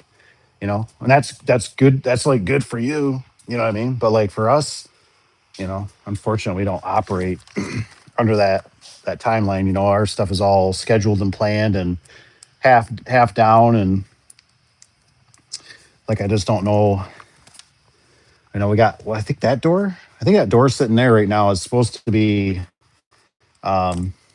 something's. There's a like they can't do it right away, so we got it. I don't know if they're building the. I don't know if they're building the frame out or what. This guy was building a new house, so his stuff was sitting here. So most of the time, it's always like we don't ever have customers unless they like hit a door. We always, I guess, how do you call it? Like I always talk to this guy I used to roof with. He'd always be up there. He was a little dude, but he'd always go, "Well, Doopson," he goes, "we spiked this job." And I'm like, "Spiked this job? Like, what are you talking about?" He's like, "Well, we already start tearing shingles off, so they can't call nobody else. This is our job." And I always think about that kind of where it's like typically, we already made the deal. We already got half down. We put them in the schedule where we kind of fit them because we got a lot of other customers we got to take care of. So, there's nothing really too much about except for like today, it was a bummer, but our vendor, you know, same thing. I mean, you can't get there fast enough. She called it in, but it's already ready for her in, 5 minutes. It's just, you can't, you can't get there fast enough. It takes 45 minutes to get there. So, and then problem was by the time she did that, we're going to clean out the trucks or vans. And then it's like, well, you know, let's come back tomorrow. The place is open. It's new construction. They're running a bulldozer around the place right now, pushing dirt everywhere. Nobody lives in it. It's not the end of the world. We did get it closed, but at least now we have it for tomorrow to be fresh.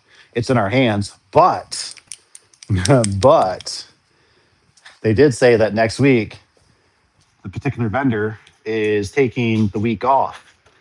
So I was like, what? I take the week off. And since they're family owned, their mom's getting up there, and probably their dad if he's still around. They do a big family, family event. And so, what's kind of nice about that, I don't know why I feel about this. I'd love to hear if you guys kind of ever manifest this, either text me or put it in the comments. But I don't know why I feel this way. I think Rich B might be able to put some insight or something. Maybe Rusty, um, or maybe one of you guys. I don't know.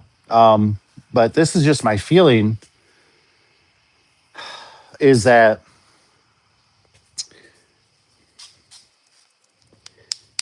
you don't really get that option when you're like the technician side. You know what I'm saying?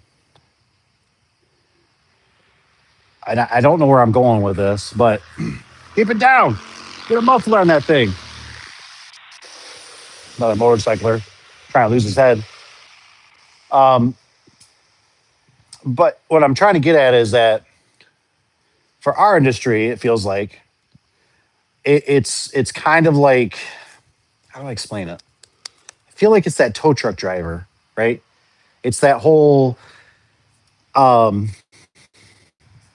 like if I call you, I'm on the side of the road, and you say, "Well, I can," hey, we got the week off. I go, you know what I mean? Like I go, I'm calling somebody else, dude. Like I'm on the side of the road. I can't leave my car here. It's kind of like the same thing. I got a broken spring. My car's trapped. I got to cut the grass this weekend. I got to have my garage door working. But with a vendor, I don't feel like it's that crucial. Now, don't get me wrong. I'm sure they're going to have some people with broken springs and stuff that's going to call, and they're going to realize, what the heck, man? Like they're gone. Like I got to get this spring now. I didn't do good enough preparation to have this stuff, or I ran into a pickle. Like let's say like us, I need this. I want to get this opener, this thing done. You know what I mean? So I might go somewhere else, but I guess there's a couple ways I look at it. I go, if they got a fair price, or maybe because they're family owned and I like them better, or they're closer to me, or they give me good customer service, you know, I'm coming back. I understand we had a glitch in the matrix, but I always feel like the service part where you're kind of do that, like you're always letting that person in that you worked hard for. You made the sale, you've been there for years, and then you got that other person now that comes in and it's like, oh, you couldn't get a hold of those guys? Well, you should call me. We'll take care of you. And then if they get into the system, into the depending on what it is, I mean, residential doesn't feel like that to me. Residential is, I can't remember anybody. There's never been nobody in the time I've ever done garage doors ever tell me, like they go, why I used you? Do you know why I used you? I looked you guys up. It's because you guys use Wayne Dalton. Yes, sir. I've seen you guys use Wayne Dalton. I've always drove or used a Wayne Dalton. You see that out there? That's a Chevy. I always drive Chevys. Wayne Dalton. I always use Wayne Dalton, man. It's never been that way. See that Lift Master? So I called you guys because it said on your thing Lift Master. You guys were the ones, man. I've never been there. I have one guy maybe compare them. They go, well, I got a Lift Master. It's been good. I want to match it up. Okay, let's get you another one. It's not going to quite match. Um, I've had good luck with the Lift Master, so I'd rather stick with Lift Master. Let's just okay, fair enough. But I've never had it where, or they said you guys couldn't come out for 3 weeks. So I really liked your guys' service. It could even be sometimes it's almost maybe you guys were the cheapest.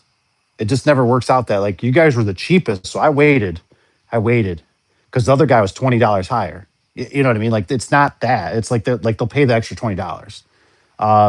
You guys were the most expensive. You guys were the best. It's like it's almost like cutting the grass. You know what I mean? Like I just need my damn grass cut. It ain't rocket science. I just need it cut. I need it cut for a certain price. I need my windows washed. I need my house power washed. Like it's not. It's just not that way. It seems like I don't know where I was going with that, but that's what I think.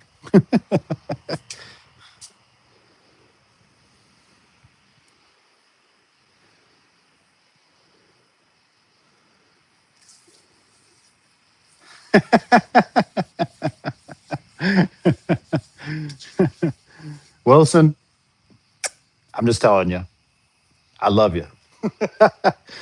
I love you. I love that you put that out there because I tell you what, there's a lot of times I'm like, you feel like you're going freaking crazy. So that's why I love you guys being here.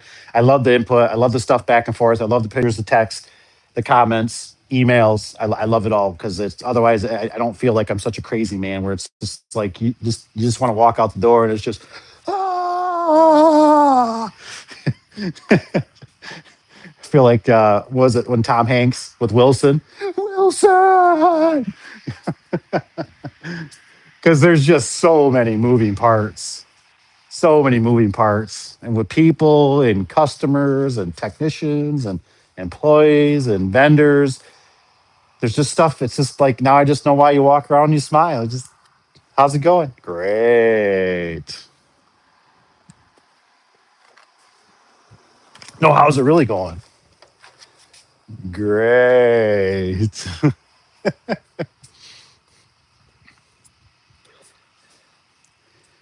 uh, that's why you need options. You know, I think what you're trying to do, at least what we're always trying to do, is you're trying to provide the customer with the best service. It's kind of like the one guy was saying. I know he kind of has sometimes that little bit of possibly ego, um, and he's like, it would be nice to install something that's basically you can't buy it at the box store. And I'm kind of with you, but I've never had anybody call and chew us out. I never had anybody question me. I just never had it. I've just never had it. I've never seen it. I've never seen a technician come and go, you know what? I'm so sick of this. And it's like, what? What's going on? It's third time. This is the third time it's happened. You know what I mean? I'm there. The guy's chewing my butt out. we're charging six, eight, $1,200, and he's saying I can go down there and buy it for 170. No, it's like because they're on a different level. They're just looking for service. They've already committed to it. They don't want to think about it anymore. And I told them, I said, here's how you got to look at it. I said, here's how I look at it. I go, we are the experts, right? So I said, everything's constantly evolving, changing. People are making stuff cheaper. The bean counters are coming in. This one's having problems. I said, we're trying to provide something that we know works the best in the time period that we are. That's why I never get the whole like caught up with, well, I drive a Chevy or I drive a Ford or I drive a Toyota. Like I said, I was a Toyota guy, right? If you said, hey, Dave, I'm going to go buy a brand new Toyota Tundra, what do you think? I'd say, absolutely not. Do your research, give it more time. The first generation of those from whatever 2022 or 24, whatever, with the new, they have tons of problems. Forget it. Tons of problems. Well, but it's under warranty. Yeah. So when your truck's in for 3 months and you're making car payments and making full coverage insurance, and they're going to put another motor basically because they haven't fixed it yet, and it's going to fail again. And then now people have been crawling all over your vehicle, and you got a rip in your seat, and the hood's all scratched or the fender, and you wonder why it's making this rattle noise when it never used to. And then now on the Carfax, it depreciated because now the car has been basically maybe they enter it in wrong. It's considered totaled, or it's a rebuild or something. I don't know. You know what I mean? And you go to sell it in a couple of years, or whatever, and you're like, well, I got to take a 20 grand hit. You know what I mean? So no, you know what I mean? So with the openers, that's what I'm always saying, right? We're always trying to find the cleanest shirt in the dirty laundry basket. None of them are perfect. We're just trying to find the ones that perform the best for the customer, for us, and everybody's happy, and we can hopefully make a little cheddar cheese and have a little bread at night to eat a little food, maybe a little glass of wine.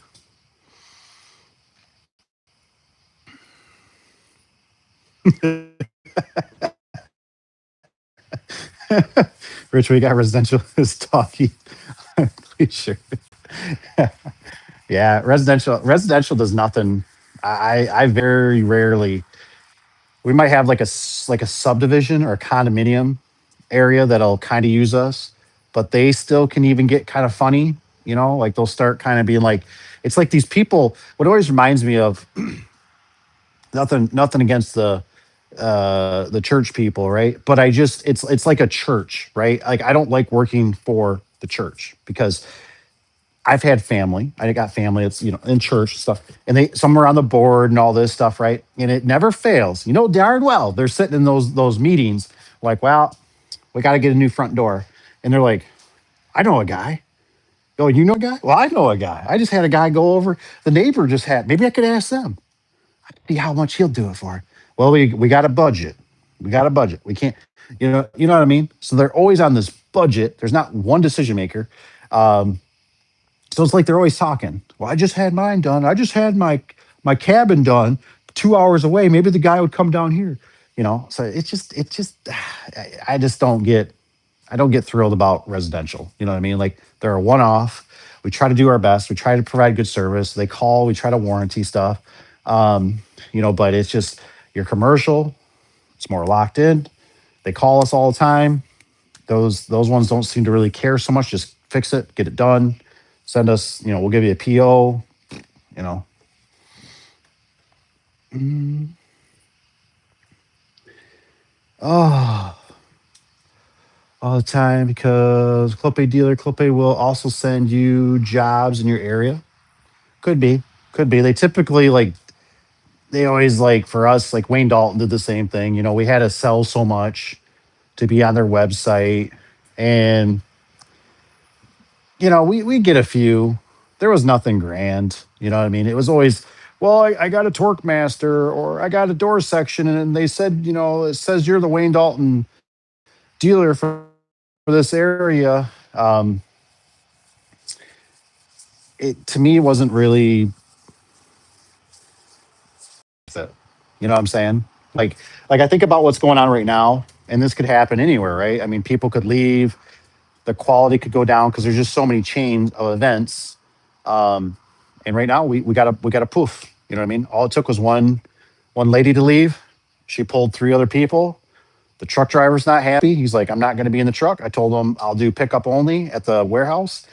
Um, I don't know if we're going to start seeing more damaged product. We couldn't get touch up paint. They, because he said basically there's a bunch of temps, and now they got different, I think it district managers, DMs. He said, I think they've gone through 6 in the past 2 weeks, coming down from different locations trying to help out. I'm sure they got their own opinion how they like stuff running. Is that why the temp or whoever we got 7-foot rails? Because I even asked, I said, well, I said, can you look up the paperwork? I said, was this our fault? Did we order it wrong? And in the paperwork, no, it was ordered as 8-foot. They sent 7-foot. It happens. You know what I mean? Just sucks that's on our watch because we're the last installer. You know what I'm saying? Like, so we're waiting for our last paycheck in a sense for the customer. And so now who do we send the bill to? Can we send the bill to Clopay and say, hey, that cost us 2 hours and we had we got now we got the rails in 2 hours. And now we're going back, and luckily it's right down the road. So that's why I get real funny with you guys. And thank you guys too so much for the 17 likes. Thanks for hitting like button. Um, I get real funny about those long distance. I'm always like, because like today, if this was an hour and a half, 2 hours, man, that would be just a real like, are you freaking kidding me? You know what I mean? And then we'd have to make all these decisions. Like, are we going to go somewhere? We're going to try to find another garage door company. Are we going to, what are we going to do? So lots of variables, lots of variables.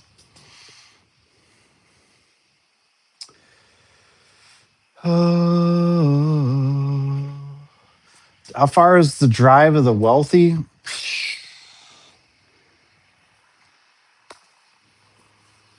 I don't think we really have a wealthy so much. Either kind of got the lakeshore, which is some wealthy, but then sometimes that's a lot of people. Some are just like cabins, some are Airbnbs, um, cottages. So you kind of got that. You kind of got the Grand Rapids area, which is like not very good. You know what I mean? It's got a lot of people, a lot of diversity there, a little bit of wealth, a little bit of Detroit, a little bit of just everything. You kind of got the Holland. Oh, that thing stayed on for quite a while. It must have been I was walking over there.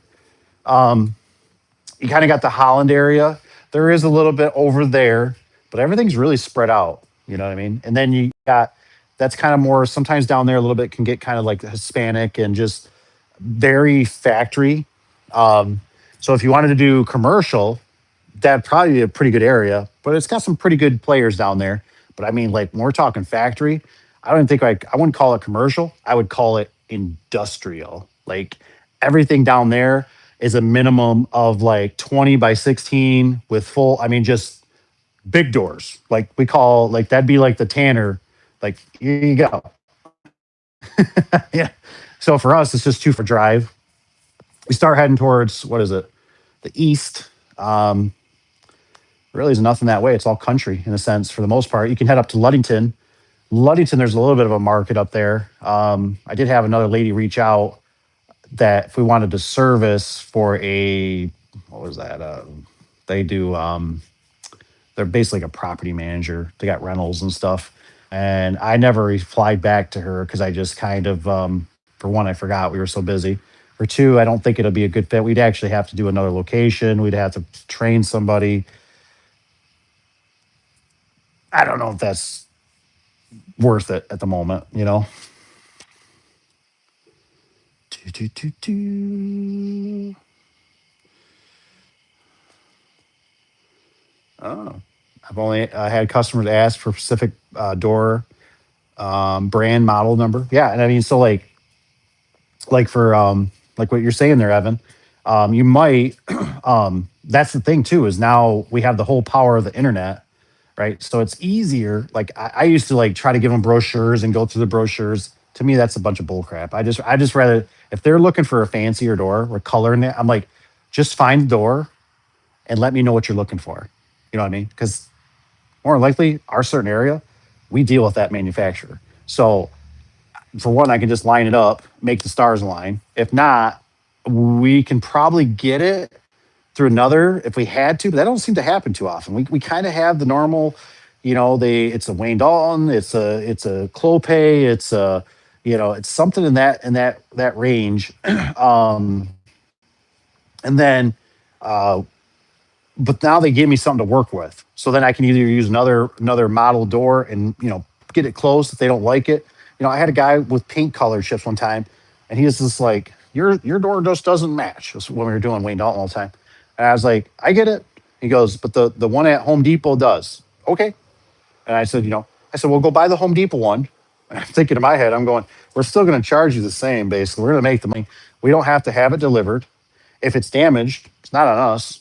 You know, you're going to get it delivered, and you're going to be happy because it matches. And if it doesn't, it's a slight off, not my problem. You know what I mean? You want me to install it? You can pay me more labor. So there's just all these different ways to kind of work it. Um, but like I said, if you're getting people probably asking you certain specs, that's probably a good thing. They're looking probably for nicer doors. They already know what they want. They've done the homework. They're just looking for somebody now to install it and possibly service it or take care of it if they have problems. So that works out pretty good.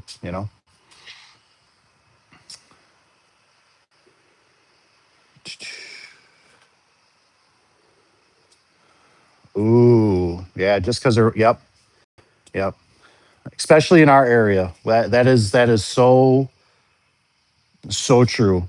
You know what I mean? Me and my brother-in-law, we've had conversations about this, and I remember one just for some of you younger guys, right? One was this guy. Now they ran a big RV. He was kind of like their runner in a sense, or their bitch, just to say. But I remember we did some stuff at his house, did it for $30. Our service calls were 65, but they gave us a lot of business. So we charged them only $30. All we had to do was just a photo eye. It was on the way to another service call.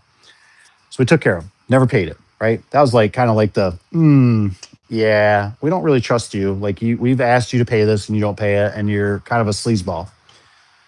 Then I was selling a little trailer out here, had a little sign on it, whatever. Get this phone call. Didn't recognize the guy at first. I come to meet the guy. It's on the weekend.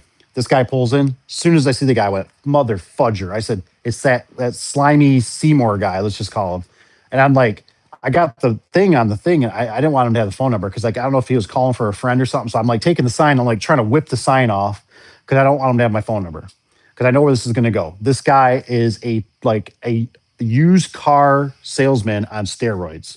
You know what I'm saying? So he comes out. He's, "Oh yeah, yeah. You know what I'm gonna do with this? I take these trailers. Yep, yep. I take them down to Tennessee. I rent them out. I rent them out for like $1,200 a day. And I'm just like, oh okay. Like, so I'm like, well, it's like $2,400 or whatever, for this. And he's like, oh man, yeah, yeah. We kind of talked about it over the phone, right? So you'll take this, Yep, that's fine. I'll do that. Dude hands me the money. He's counting it, right? And it's like they almost got sticky fingers, like they can't let it go. He's just, oh man. He goes, it's $20 short. Is that going to be a problem? He goes, my wife counted it. She must have counted it wrong. And so I'm just like, we're talking 2 grand and some whatever. And I'm like, no, I'm like, that's fine. I'm thinking, of course, this dude's $20 short. What the fudge? So I take it, whatever, take the money. He takes the trailer, give him a title, whatever, registration. He's gone. Come to find out later on, I'm talking to this other used car sales guy actually, and he's like, all of a sudden we're just shooting the crap one day somewhere. I can't remember where. We're starting talking about this, and this guy's like, "Yeah, I know that guy." He goes, "He shorted my kid $100 on a propane tank," and I'm like, "Oh, so this is the first time he's short on money." And so I was talking to my brother-in-law about it, and all of a sudden he's like, "Dave," he goes, "Think about it. All this stuff he's purchasing around town, wherever he goes, is $20 here. It's $100. Think about how much more money he's keeping in his pocket." So my brother-in-law, not too long ago, had the same issue where he had a customer did that whole right, hey man, give me a good price. I got a lot more work for you. So doing the floor stuff or whatever. Hey man, I'll get you a lot more. He's like, no, that's not how it works. Like, this is what my price is. And then he did it, and the guy on the lake and the guy, like, he didn't think the color looked right. He thinks he should re-tear it up. I mean, just super pain in the butt. So I don't give a lot of faith into, like, what works the best I found is kind of middle class business owners. Like, they understand, like, they're reasonable, and they're like, hey man, like, this isn't right. And I'm like, yeah, that's not right. You know what I mean? Just take care of it. And it's like, okay, like, we understand the, like, stuff happens. You know what I mean? But you get the high end, and it's like kiss the ring. It's like the ones right now that live up in a community, and they got the trustee, but yet I didn't charge them for a couple service calls, but you never get rewarded for that. So then I whack them for a good service call, a bill. Then we even deduct that bill a little bit to make for another situation that we're going to go. And then now they don't, like, they can't comprehend that. All they do is see, like, well, we're giving them $1,100, and now we're going to give them $2,600. And it's like, what do you want? I should just come in and say, you need all new stuff, and we should be 10 grand. Let's just go 10 grand. Happy now? And they've done this over the years. I've had the guy in before when we did some operators for him. I remember the keypad. That's a separate entity. You know what I mean? A standalone keypad, gate operator. And the guy's acting he's like, well, wasn't that changed when the gate operator? No. I said, because you guys didn't want to spend another $300, $400, $600. Oh, I said, now it's bad. So we did the gates. I said, it's just complicated. Like, they constantly just, like, it's like they're brainwashed. The guy stops the other day. I'm up at the gate, and he's like, well, what's wrong with it? Tell him what's going on. And the guy acts like I'm sitting there talking to him, doesn't apologize or anything, right? He starts up his truck while I'm in the middle, and I'm not talking to him for super long time. We're only in the conversation for about 2 or 3 minutes. And I tell him kind of what's going on. I say, yeah, we got this problem up here. I said, I think it's the water. And the guy's truck starts up, and I'm like, and it's not like he's moving.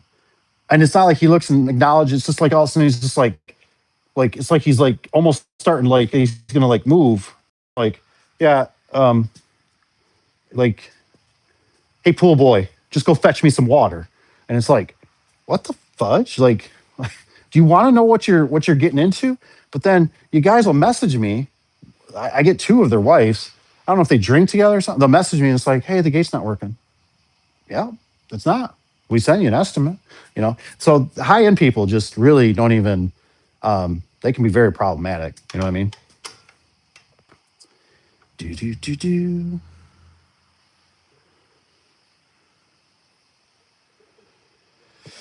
Oh, versus competition. Spend money on things think is worth. BMW or Mercedes makes doors or operators. It's true. Make a garage door opener. They'd be very well built. I don't know. I don't know. The proof is in the pudding, right? Liftmaster probably sue him for the red cover. Yeah, it's kind of. I mean, what I just seen a little ad now. DeWalt's got some, like, hand crank scissor lift. It doesn't. I think it always goes up 10 feet. I was like, oh, that's interesting.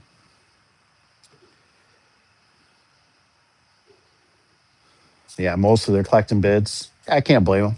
You know what I mean? I get it. I get it. You know, this one, right? And we probably screwed up, but this has only been a day or two. But this guy acts like, it comes through a buddy. I think they're going through a contractor, and then he's like, hey, would you want to price these doors? And I'm like, yeah, and then I told him, I said, well, maybe we'll come out. And then he said, well, the precision's already coming out. He says at 1.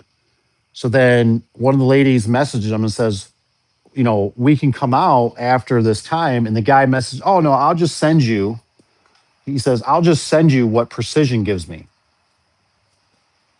Oh, okay. So you're just going to send me the other guy's bid. All right, cool. But then he sends the sizes, but he don't send nothing else. I'm looking for a wood door. That's a pretty loaded, like, are you looking for a plank door? Are you looking for wood grain? Are you looking for a true wood door? There's some questions here, dude. So we get the questions figured out. Like I said, it takes about, and this is later in the day. So now we're into the next day. We finally get those emails figured out. We start working on the numbers. The next day comes, right? Now, middle of the day, a guy says, "You guys are too slow." He's like, I'm just like, "Oh, okay. I guess you just I don't know what you're doing, dude. You know, you know what I mean? Like, and that's like a high end area. So it's like, like I said, should we have probably gone out? Yes, but then what do you even bring? Do you bring brochures? What do you bring brochures on anymore? All that stuff's going digital. So now what do you got to bring a tablet, or you just, could have got dimensions, could have showed up, said hi, said, this and that. So there's some stuff. I'm not saying it's one way or the other. It's just, but you know, we get so many more customers sometimes with the standard doors. They're just like, oh my gosh, I'm so happy my door works.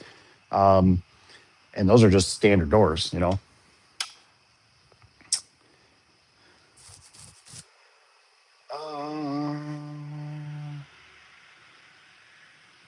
oh, if somebody asked me model number, they already got a price. Yeah, there's always some key indications. You know what I mean? There's always ways you can work it. You know, that's what just kind of sucks. I think sometimes with the whole residential, it's just sometimes it's just you got to kiss and kiss and kiss and kiss and kiss and kiss, and it takes so much. You got the phone to ring. You got to be good on the phone. You got to show up in an appropriate time. You got to have the right apparel. You got to have the right vehicle. Then you got to try to convince them to purchase through you. There's a lot that goes into it. You know what I mean? Versus like when we go to our commercial, not all, but most of them, you know what I mean? Like they got plow trucks, they got this, they understand stuff. Like they're just like, hey man, what's up? Just get her fixed. You know what I mean? Like, hey, you want to use the forklift? Go use the forklift. You want to use the Skytrack? Use the Skytrack. You want to go, we got a scissor lift here, you can use our scissor lift. It's just a little more relaxed, I guess. Sometimes. Sometimes. Mm, Usually I'm asked what doors I use or recommend. Yeah, that's a pretty good one. And so, Evan, for you, something you might want to practice or whatever too. What I learned was I would just like I always like to do the research a little bit. So nowadays you can either for one you might be able to find their profile them a little bit, just understand a little bit what they're into or dogs, animals, cats, football. So you might be able to do that. I don't really do too much of that. I like to know. I already know my areas. You know what I mean? Because I'm sure just like probably like you grew up. You are a true-blooded Canadian. You know the areas. You're the best in the area because you know the area. So I know. I'll just like here at the shop. I know if you tell me certain roads. God darn light bill. I know certain roads that if you tell me in certain areas, I know the demographics. I probably know roughly the race. I know if the roads have potholes. I know, you know what I mean? Like I already know the average household income. I know what the houses are worth. I know that area. So what I do is obviously I go there and then like I can already tell. Like if I see a really nice car in the house, I'm like, what's going on here? Oh, it's a flip. Or I just bought it. Or well, it was my mom's house. She passed away. We're gonna sell it. And so I take all those calculations in my head and I go, okay, well, so what are you looking for? Because if they tell me like, well, we just bought this as a young couple or older couple, even middle-aged couple, and they're like, this is our forever home. And I'm like, all right, well, this is your forever home. All right, this is what I would recommend if this was my place. You know what I mean? You can do what you want with that. But if it's like a flip, I'm like, you want to put a Wayne Dalton in here? I'm like, you want to keep it low? You want to basically put a paperback door in here and it's somebody else's problem down the road? Like, it makes it look good. It'll look good from the outside. Longevity, you know, might get 5, 8 years out of it until it starts squealing and making noise and, sound like a stuck pig, but, it gets the job done. And they're like, yeah, let's just do that. So I always feel the situation out. That's what I'm always looking for. If it's like an old person, it's like my uncle when he was sitting here chewing me one time. He's like, man, Dave, he's like, man, I tell you, there was nothing wrong with that furnace. I'm like, yo, I said, I don't know. I wasn't the technician. I'm not a furnace guy. I said the technician might have looked, I said, at it being an old lady and she's a widow and she can't have this furnace go down. She will freeze to death. You know what I mean? So, you know what? We need to replace this. We have something in here that's reliable for you. And yes, could I make this furnace if I lived here run for another 5 or 10 years? Absolutely. But It keeps failing. I don't know what the problem is. This unit's old. It's leaking. I don't know. I sold her. He sold her a new one. I don't know. I wasn't there. Man, I tell you, I worked on it a year ago. There was nothing wrong. It worked fine. Should have kept it. Maybe should have. Should have asked him. Could I have the old furnace? I don't know. You know what I mean? I wasn't there. But it's just like me. If I get an old lady, I got to think differently. You know, maybe I'm going to do battery backup. Maybe I'm going to make sure the pull cord's down a little bit, which is against my religion.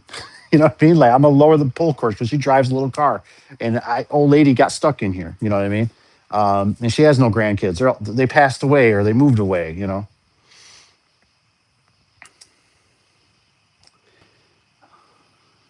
Sim South kind of because Craftsman had the red Guardian. Yeah, I found leftover paint.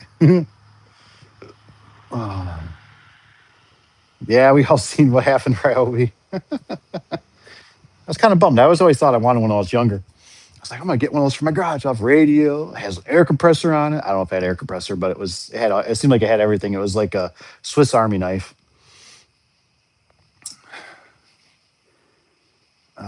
One design door. I'll send the link to Richard. Oh, design door portion of a website. Yeah, yeah, that's a good idea. Yes, Friday is almost here. I can't wait. TGIF, right? Thank goodness it's Friday. So it's going to be awesome. All right, guys, we're hitting 11 o'clock.